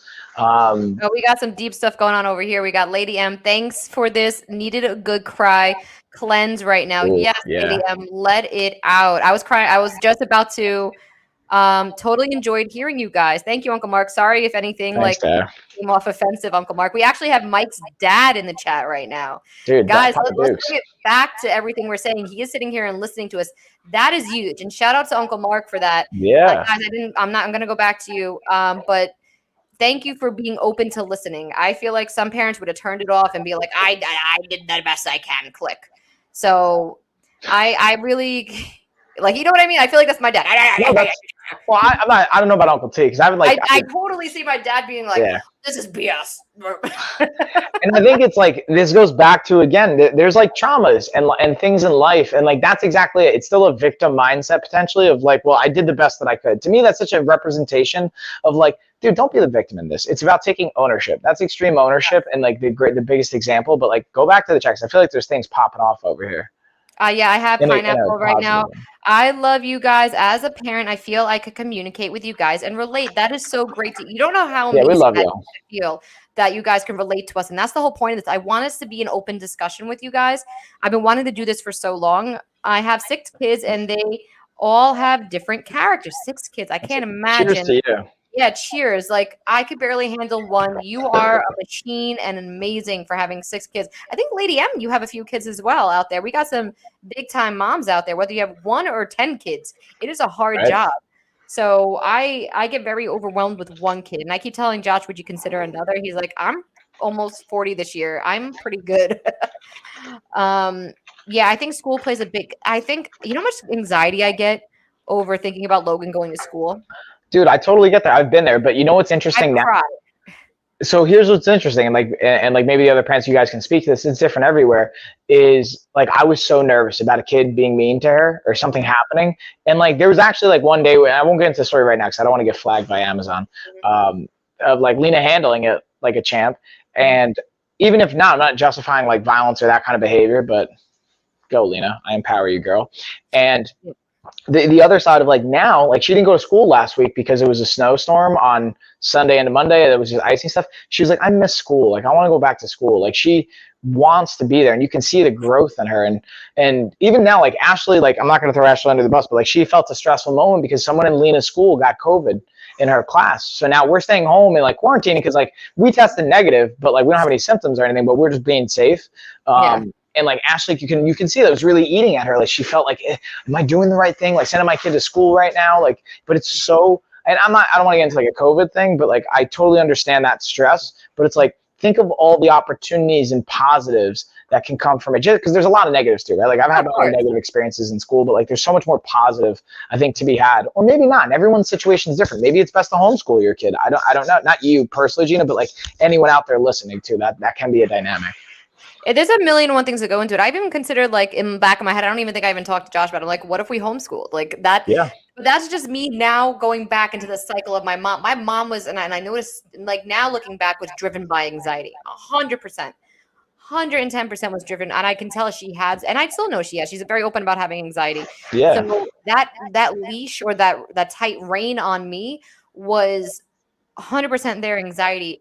But to me, I feel like sheltering them too much is gonna only hurt them in the long run, which don't get me wrong. I think I turned out pretty okay from it, but it was a lot of learning. And I think if I didn't meet Josh, I would have turned out 100% different and ended up in a different type of relationship that would have been super, super shitty for me. Excuse my language. Was super, super bad for me. I was in a lot of toxic relationships before I met Josh, my husband. I was in a lot of abusive relationships before I met Josh, and I thought that was okay. And I ran back to those relationships because I didn't know what was out there and what I should deserve and what I and your parents could tell you till you're blue in the face, but you live by example. And I'm not saying my parents were abusive. They weren't abusive in any way, but there were things that were back and forth, and you could see in other relationships that were swept under the rug or were made okay that shouldn't have been made okay. And that's just my point of view on it. Coach Mike, I really appreciate that you're trying to break the cycles of these stereotypes, especially when they can be so deeply embedded from your childhood models. 100%. And same to you though, G. Yeah, and you know what it comes down to? The internet. And I know everyone poops on the internet, but I probably wouldn't even know about half of these parenting skills or never even heard of breaking the cycle until I saw Mr. Chaz and all these things on the internet and did a little bit of my own research. As much as people ish on the internet, it is resourceful. It can be that's the thing nowadays. I don't feel bad for people that complain, even from a financial situation. And this is like a different conversation altogether. But there's so many. If you have a phone and you have internet, which not everyone does, so I gather that if you have a smartphone, you have internet, you have a computer and you have internet, or you have access to a library, you can have access to an internet or to the internet and have access to a smart device. Like there's so much you can do. It's hard though because it can be confusing. There's a lot of misinformation on the internet as well. So there's like this balance, but there's so much to be gained, I think, as well. And that's where I think it's a responsibility for all of us to be able to lose the stigma, to have conversations, to throw things out there, and to like, hey, I don't honestly agree with everything everyone says, or even honestly, I don't agree with everything my wife thinks. And that's okay. And she doesn't agree with everything I think. What we do is we communicate about it. And then when we have our children, or when our children are involved, or our family are involved, or any dynamic in our lives, we discuss it in a manner that allows us to make the best decision for us and what we want to create for our lives. And again, I'm not saying like I have it figured out, like our lives aren't perfect, but I will say this, I'm super grateful for my life and where things are at. So here's the last thing I kind of want to say with breaking the cycle, or one thing I want to throw out there is, so I would say I've definitely had like traumas and different types of dynamics in my life. And then I think about some of the grit that I have, some of my best qualities I would attribute to my childhood and to my development, whether it's from the abuse dynamic or the trauma dynamic or just witnessing things in a certain way that like shouldn't have to.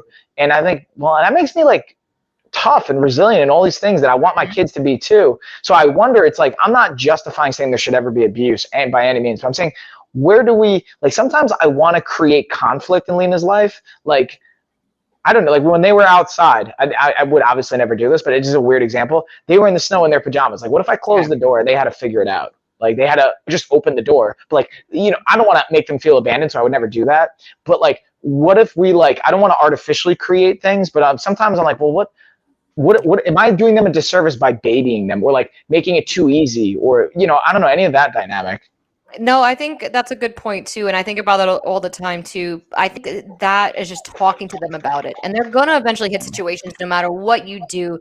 That whether it's in school, as they get older, they're out in college, they're gonna experience certain things. They're gonna experience it in high school or even out in the field with their first job. They're gonna have to learn it eventually themselves. But the best we can do is just tell them about it. Tell them and let them know that it's out there, that this can happen, how to maneuver, give them advice. But a lot of them are gonna be like, "Oh, that's not real. That's not true. That's not true, Dad. You don't know. You're not with the times."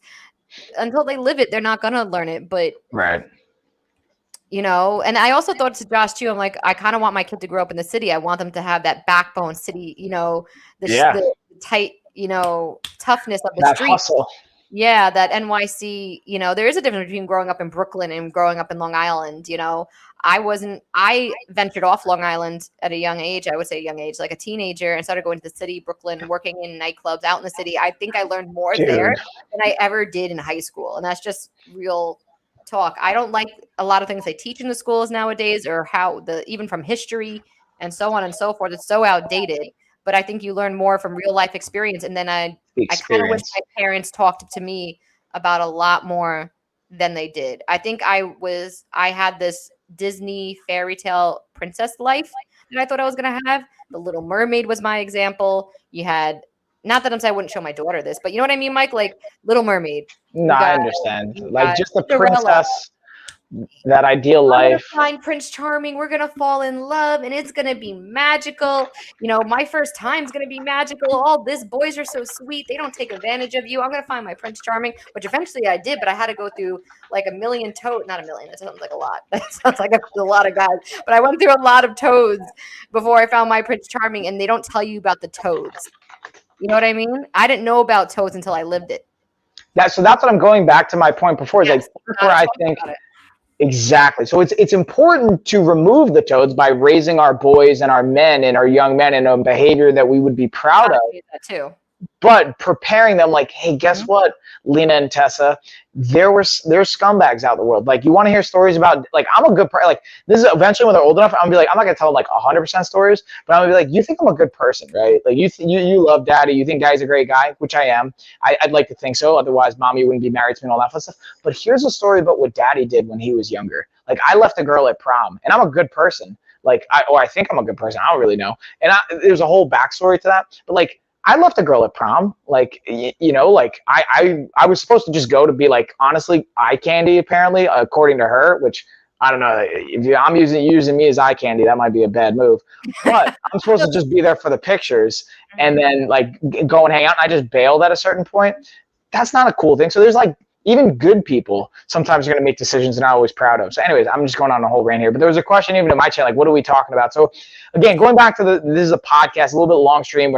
We have products in the carousel, but we're not exclusively focusing on them.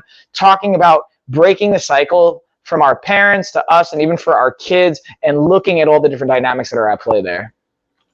Yeah, there's a million and one different things you could do to break the cycle. I think the best one too is lead by example. Treat others how you want to be treated. And same with your kids, even if they're toddlers, don't tell your kid, again, we're not telling you what to do whatever you want, but because I said so, go deeper than that. Hey, I don't think you should do this. You're going to get hurt. This is why you shouldn't do it. I am going to set this boundary of you can't do this right now. And I'll explain why. Give them a why. They deserve a reason why they can't do X, Y, and Z. Right.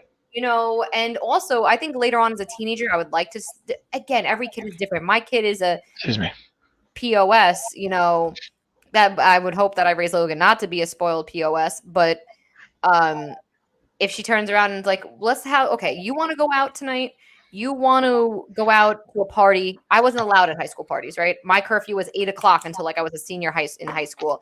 And I had never happened. How'd that go? That went miserably. I snuck out. I did this. I rebelled. My parents drug tested me to make sure I wasn't doing drugs, which made me try to maneuver ways of how I could pass a drug test. What can we take? Yeah, what can we take to pass a drug test? And then I did that, and I ended up in the hospital. So it's let's have conversations about, all right, you want to go to a high school party, Logan? Who are you going with? Who's the designated driver? how long you're going for. You answer every single text message that I have. I'm not sleeping until you come home. And if they drink, if your designated driver drinks, you can call us and we'll come get you. Like my dad did at prom. Or it was like kind of a different situation too, but still. Anyways. I try a lot of action and reaction with my boys so they understand consequences. Yes, I 100% agree with that. My daughter throws something on the floor, she has to go and pick it up and know that I'm not going to clean up after her. That's the consequence of your actions. You make a mess, you clean it. That's it. If you are doing something I've told stop and this will happen and they keep doing it, I led to see what happened so they could see the consequences. I 100% agree with that, Lady M. If you keep slamming the door and I say stop or you smash your fingers and you don't listen, then look what happened. You smash your fingers. That's exactly what we went back to what Mike was saying. Like, tells him, all right, you're going to stand on the chair. You're going to end up getting hurt. That's your consequence. You try to avoid the hurt part. Yeah, there's a difference between doing that and like then like kicking out the chair to prove that you fall and you'll get hurt. Because like, I won't go into details, but let's say someone in my family, God, I don't know how, anyway, it's not that big of a deal because no one really got hurt, but like, you know Steven. So Steven, me and my brother. Yeah. Like I'm just like, so the difference between me and my brother is like also a genius. Like he's a very, very smart, dedicated, hardworking person when he puts his mind to the thing he wants to do. However, here's the thing. He needs to have life experience. Like meaning he needs to do it and feel, at least when we were kids, he was also considered the daredevil out of the two of us. I was more cautious, more reserved. I would listen supposedly. You know, I'm sure I didn't always listen. So my mom was like, hey, Steve, that stove's hot. Don't touch that. And Steve's like, nah, dude, watch this. All right, I mean, it's not what he said, and it's not what exactly what happened, but more or less, my mom's like, okay, cool. Like, and she moves his hand closer to the stove to not literally burn him, but to like make him feel the effects of what a hot stove is like, to scare the S out of him. And that's where it becomes like, I don't do that. Like, I don't kick the chair out so Lena falls. I just tell her, hey, you could fall. What choice do you want to make? And not help accelerate that situation. There's someone on TikTok. I got to find the name. I forgot it. She's a mom of 2 kids, and it's called the Montessori teaching. You ever heard of it? School. Yeah, we're sending Lena to a Montessori school. Okay, well, there's one. No, not Montessori, bro. Yeah, no, I'm just kidding. I'm just messing with you. It's teaching kids to be very independent at a young age. So, like making a coat rack that's their height, so they learn to when they come in the door, put their hook on their own rack. There's actually a woman who set up a little mini kitchen for their kid, and then actually put a real burner in it. Oh yeah, that's he has the plug to it, so they can only use it when she's there. When she's around. Yes, but good move. The kid was 3 years old, making his own eggs on it, right? But she's standing there watching him. She taught him, okay, very hot, and he did it like a champ. He knew it was hot. He knew what to grab, how to stir it, everything, and he made his own eggs. And they learn how to do it. She teaches the consequences. She teaches how to do it. Lena makes French toast with me on Sundays. Well, you might even actually see it on our meal prep. I think it's more teaching them to a realistic aspect instead of saying like, oh, that's hot. I'm not going to let you need the stove until you're 10 years old. They're going to end up being curious. Yeah. So it's more of a hands-on, independent approach. She even has a mini fridge where she puts all the snacks. They can go and make their own snacks. She keeps safe butter knives for the kids, and they spread their own cream cheese on their bread. Dude, we let Lena go food shopping. Like, we bring Lena food. I'll bring Lena food shopping. She gets her own little cart. She can pick out what she wants. This is what she picks out. She picks out fruits and chocolate. That's what she picks out. Wait, Pineapple said my mom worked at a Montessori school. They also don't teach alphabet. Really? You don't need no alphabet. Actually, I didn't know that. But honestly, Chuck's kids, they go to a Montessori school, and they crush it. I've never heard of that before. So I don't know if there is a Montessori school out in Long Island or New York. Are there? Dude, 100%. That's where Chuck's kids go. It's expensive though. Right. I will tell you, it's expensive. Or it's not public school, so that's the dynamic. It's you're gonna pay for it. No, they do teach A, B, C, D. So they do teach the alphabet. Right? So that's what you're saying, Pineapple? I want to make sure I'm understanding you. My boys love helping in the kitchen. I want my boys to be able to cook them. They can help their spouse instead of expecting them to do it. Yes, and I'm big on cleaning products too for kids, boys or girls. Oh yeah. I don't think there's gender roles here. I think you should have a kitchen for your boy, a cleaning set. I have a little mini vacuum for Logan and teach him like when we spill something, she actually goes now and I say, you got to pick that up. You made a mess. You got to clean it. And now she'll take a wipe and she'll clean it. She spills the best of her abilities, obviously, as a kid. Yeah, like same. And I think that's important too. Like I don't have something like, oh, Lena, you can't play with this, or my nephew. So that's the other thing I will say. I have a nephew who's my godson. Shout out to Maxwell. Max. He's the man. Oh, okay. So So they I'm teach even it in sections, smog rather than A, B, C, D, then E, F, G. they Oh, break it okay. up so it's a little bit more digestible, I guess, or you get a different connection. I don't really know 100%, but my point being, even with Max, like if he wants to play with like something that's considered Lena's, I'm like, whatever, dude. And if Lena's playing with his toy, whatever, dude. Like, go. What I will do is like I bring them all into the gym. They don't have to work out, but I'm like, you guys can hang out with me in here. You can hit pads if you want. You can do pull-ups, or you can go back out in the living room. And guess what? They decide that they want to punch and do boxing and work out. And so giving them, it goes back to even what Mr. Chaz said in a video before that you were playing before we went live, is giving them all good choices. Just give them a list of good choices. Let them pick those, but it's all good choices.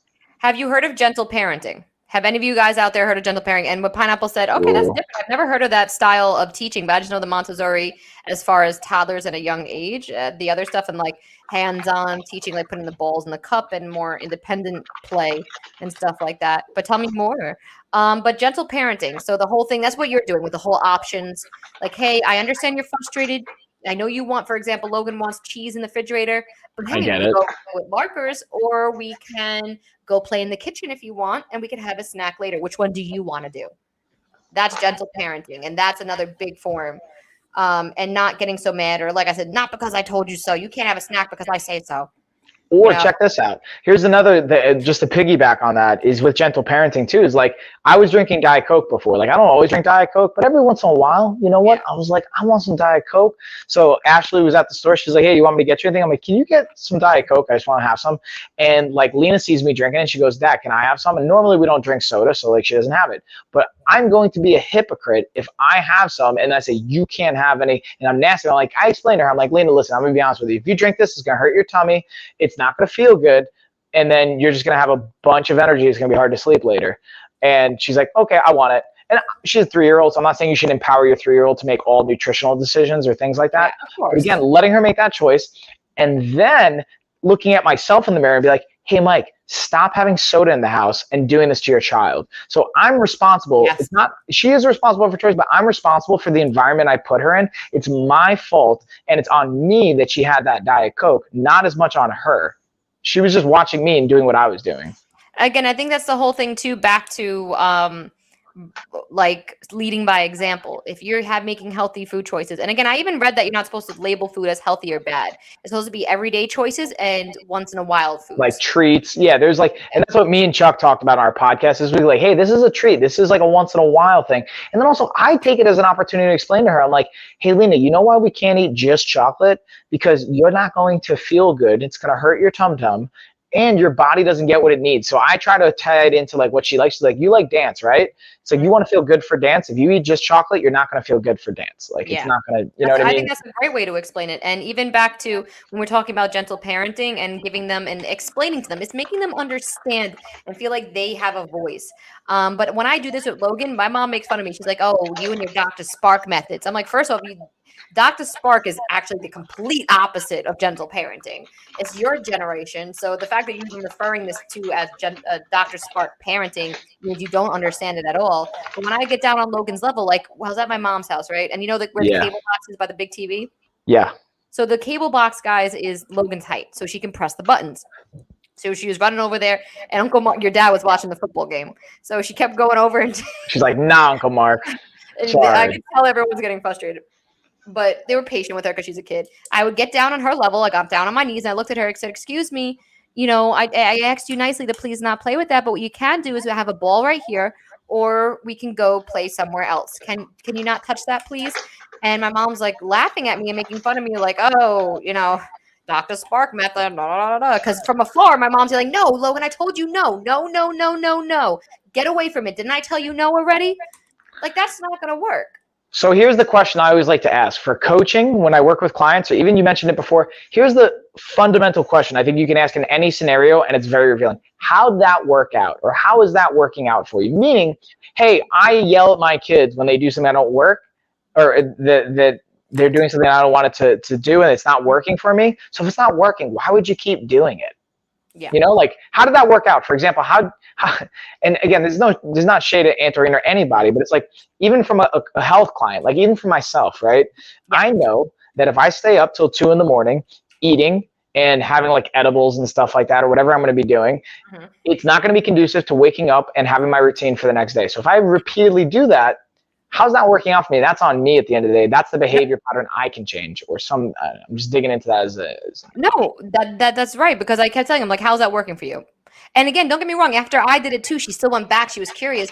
But when she saw me come over to her and get down, she knew she was doing something she wasn't supposed to. She looked at me and laughed and then ran away. I think she was just looking for attention at that point.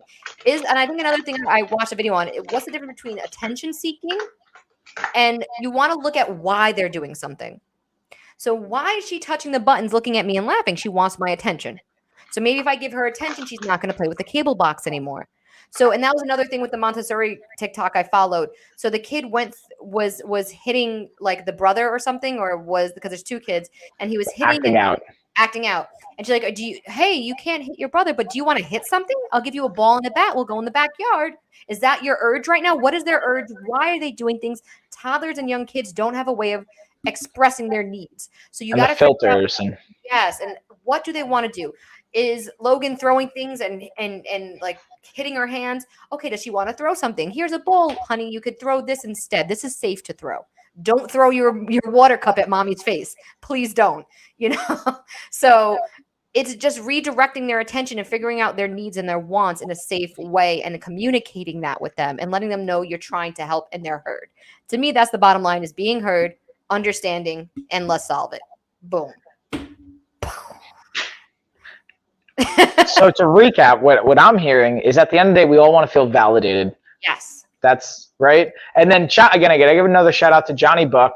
You guys got to go check him out. Honestly, if you guys are liking what we're talking about, I'm going to be very transparent with you. You're not going to like everything he has to say, but I think what's important and what I love about Johnny is that he's willing to share his perspective and he's willing to hear out the other side. He'll use data and information and provide a platform. So anyways, his shows, I Hate Johnny Buck. I would go check that out. And Johnny said, we were talking about this because we talk about business too and all these other things. And it's like there's two usually main drivers that are driving behavior. It's either fear or love. Or I'm actually saying love, but it's like fear or a desire for something, right? Like a love of something, of the ambition of something. So it's either you're doing it out of fear because you don't want something bad to happen, or you're doing it out of a drive and a positive manner. It's like negative or positive, more or less. It's not, I'm oversimplifying it, but.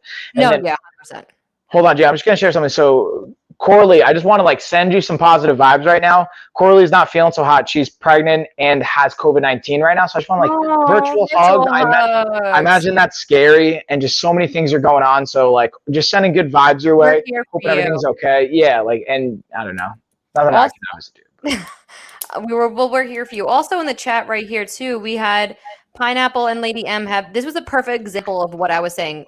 Lady Pineapple said, I don't know if it's wrong and I'm still learning as a parent, but I'm getting on them right away and don't wait when teaching them right from wrong, and I show them and make them do it right after. Yes, that's exactly Logan spilled something right away. I give her a wipey and say, help mommy clean this up. You made a mess. You have to learn to clean up after yourself. That type of thing. Responsibility. Exactly, accountability. And then that's another teaching that empathy and ethics to your kids. That was good ethics.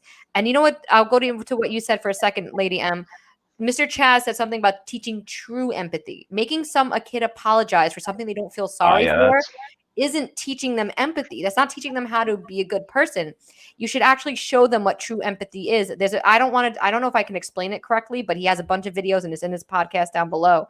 But Lady M said, one of my sons had a thing with writing on the walls. All the methods to get him stopped didn't work. I had to rethink. He's an artist. I got him an art supply set, an easel, put it in his room, and tape it to the walls. Exactly. What's their need? They want to draw. They're obviously drawing on the walls. Let's try to redirect them somewhere else. Instead of yelling, no, no, no, Mish says, redirect them to a better option. Exactly.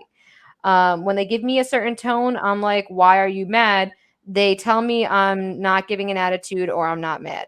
Then I give them examples of their tone, and they say things like, if you had a job, is that how you would talk to your boss?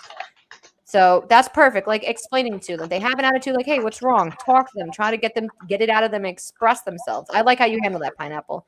Good handle and skills there, guys. All of you. Shout out to all the moms out there. Lady M, Mish, Pineapple, all of you guys expressing and telling us how you parent. You guys are killing it. You're killing it as moms. You're killing it as parents. It is hard. It's not easy. There's no right or wrong way. We do our best. We're figuring it out. every single day. My husband has a son already. This is my first child.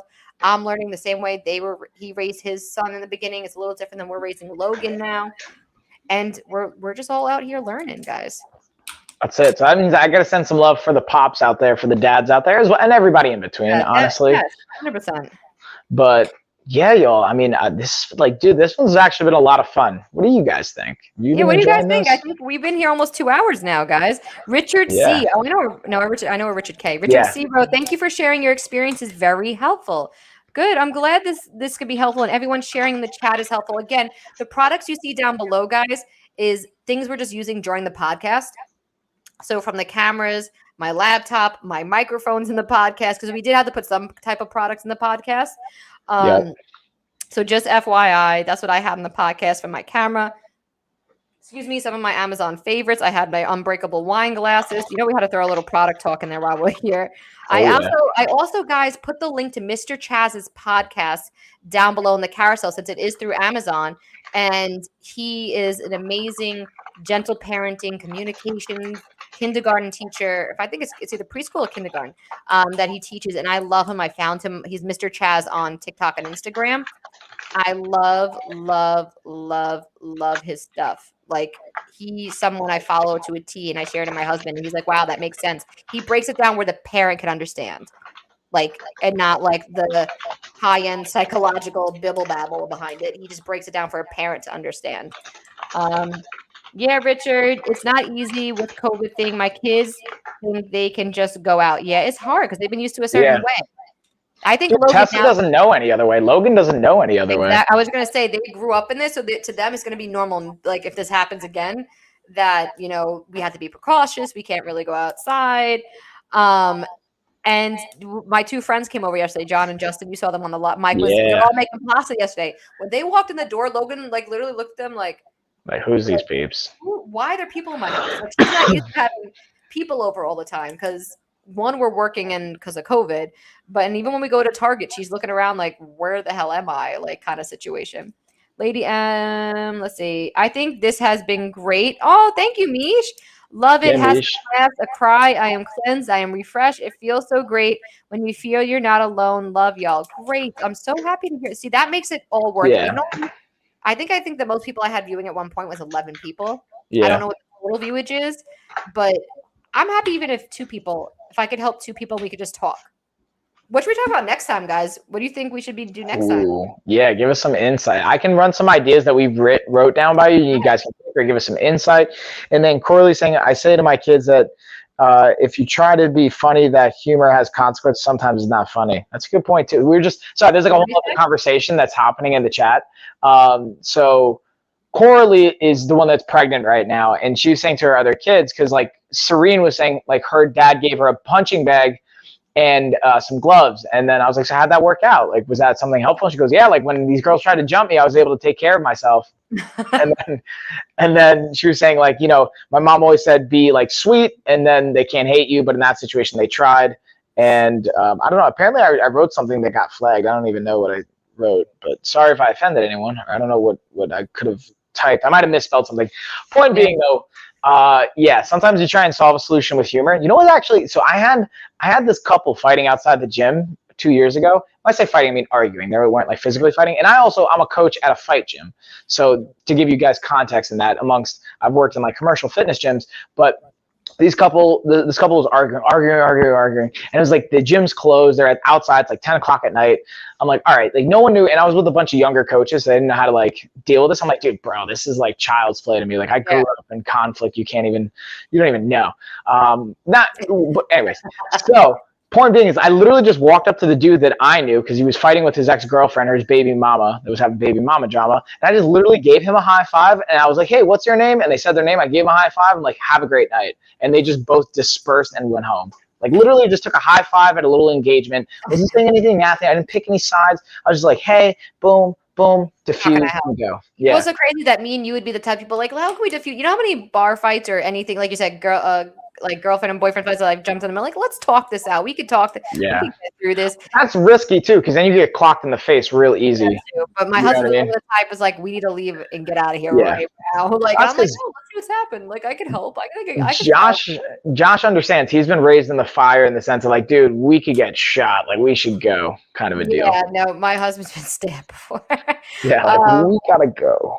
So, yeah, the neighborhood he grew up in was not the best of neighborhoods, but he was running away from a kid, and the kid like went to go at him with a tree with a ice pick. No, not an ice pick. It was just like a branch, like a really sharp branch. Oh, nice. And it went through his arm. They stabbed him, and it went through his arm. Nice. So that was fun. But anyway, that's irrelevant.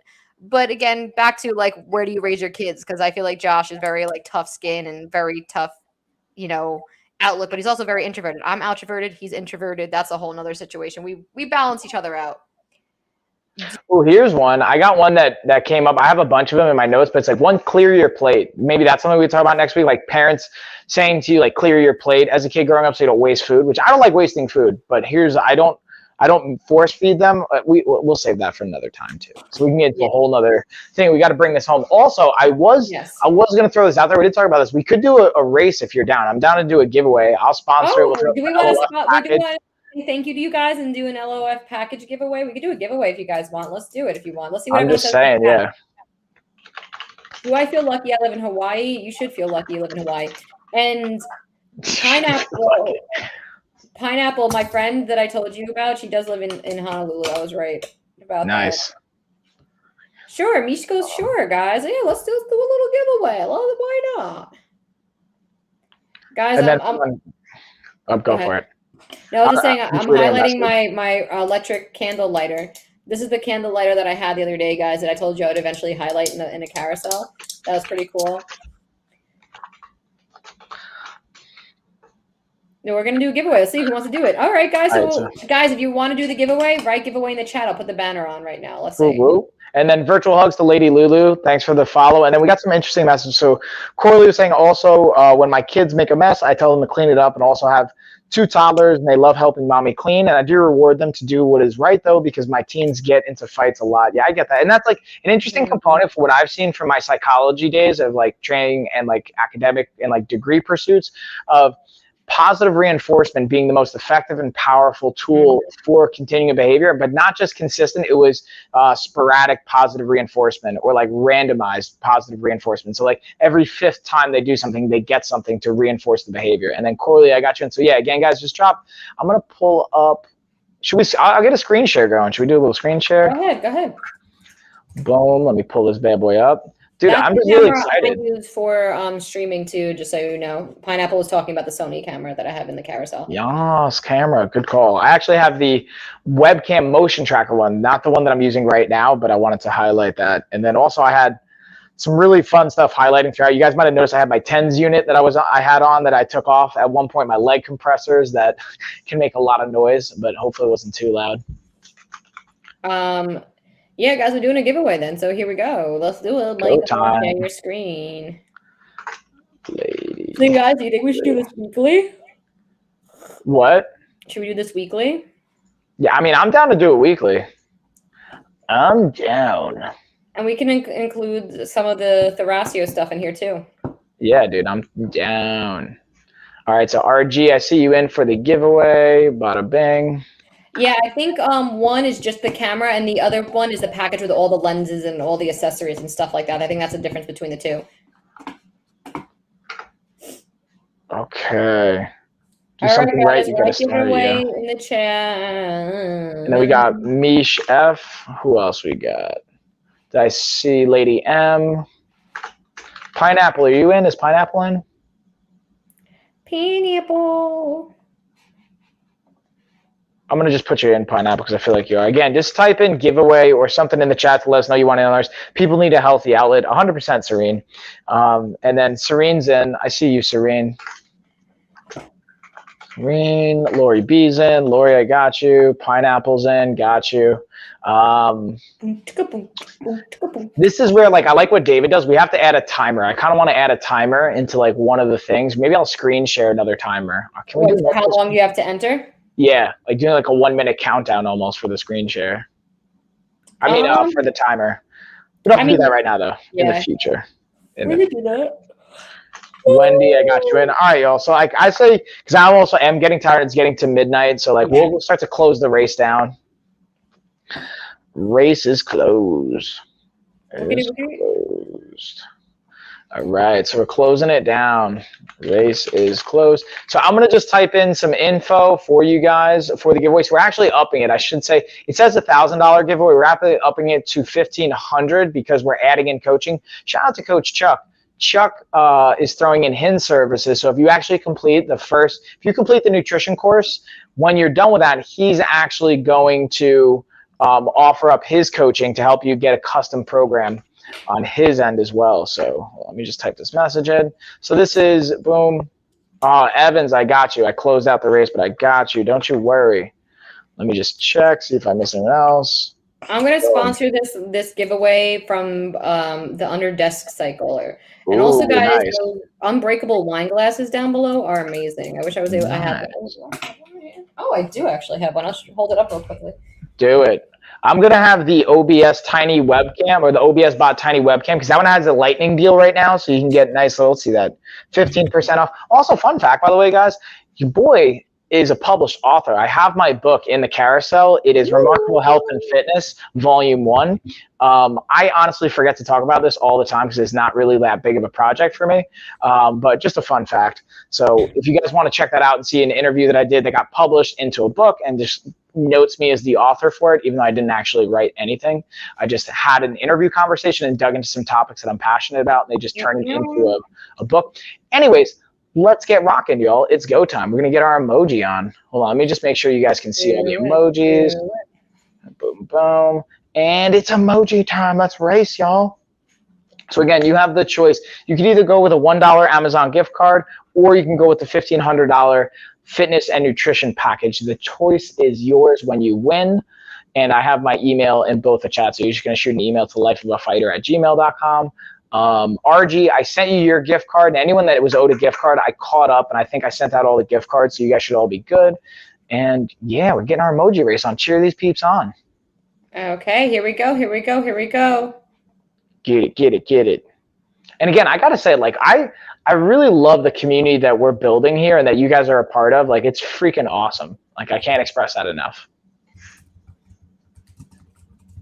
Yes. Sorry, I got distracted. Here we go. Here we go.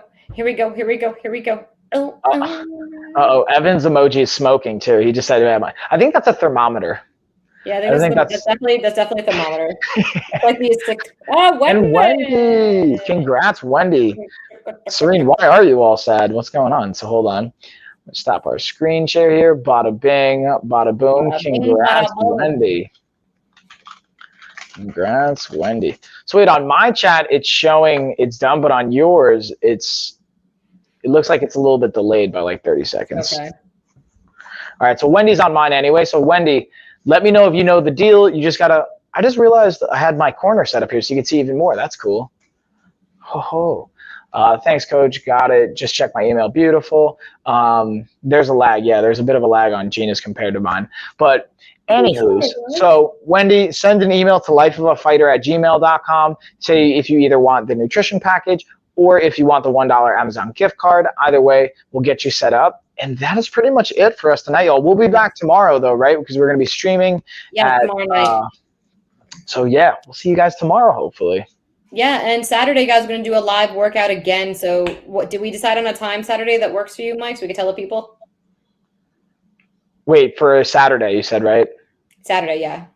I could do either 10 or 11.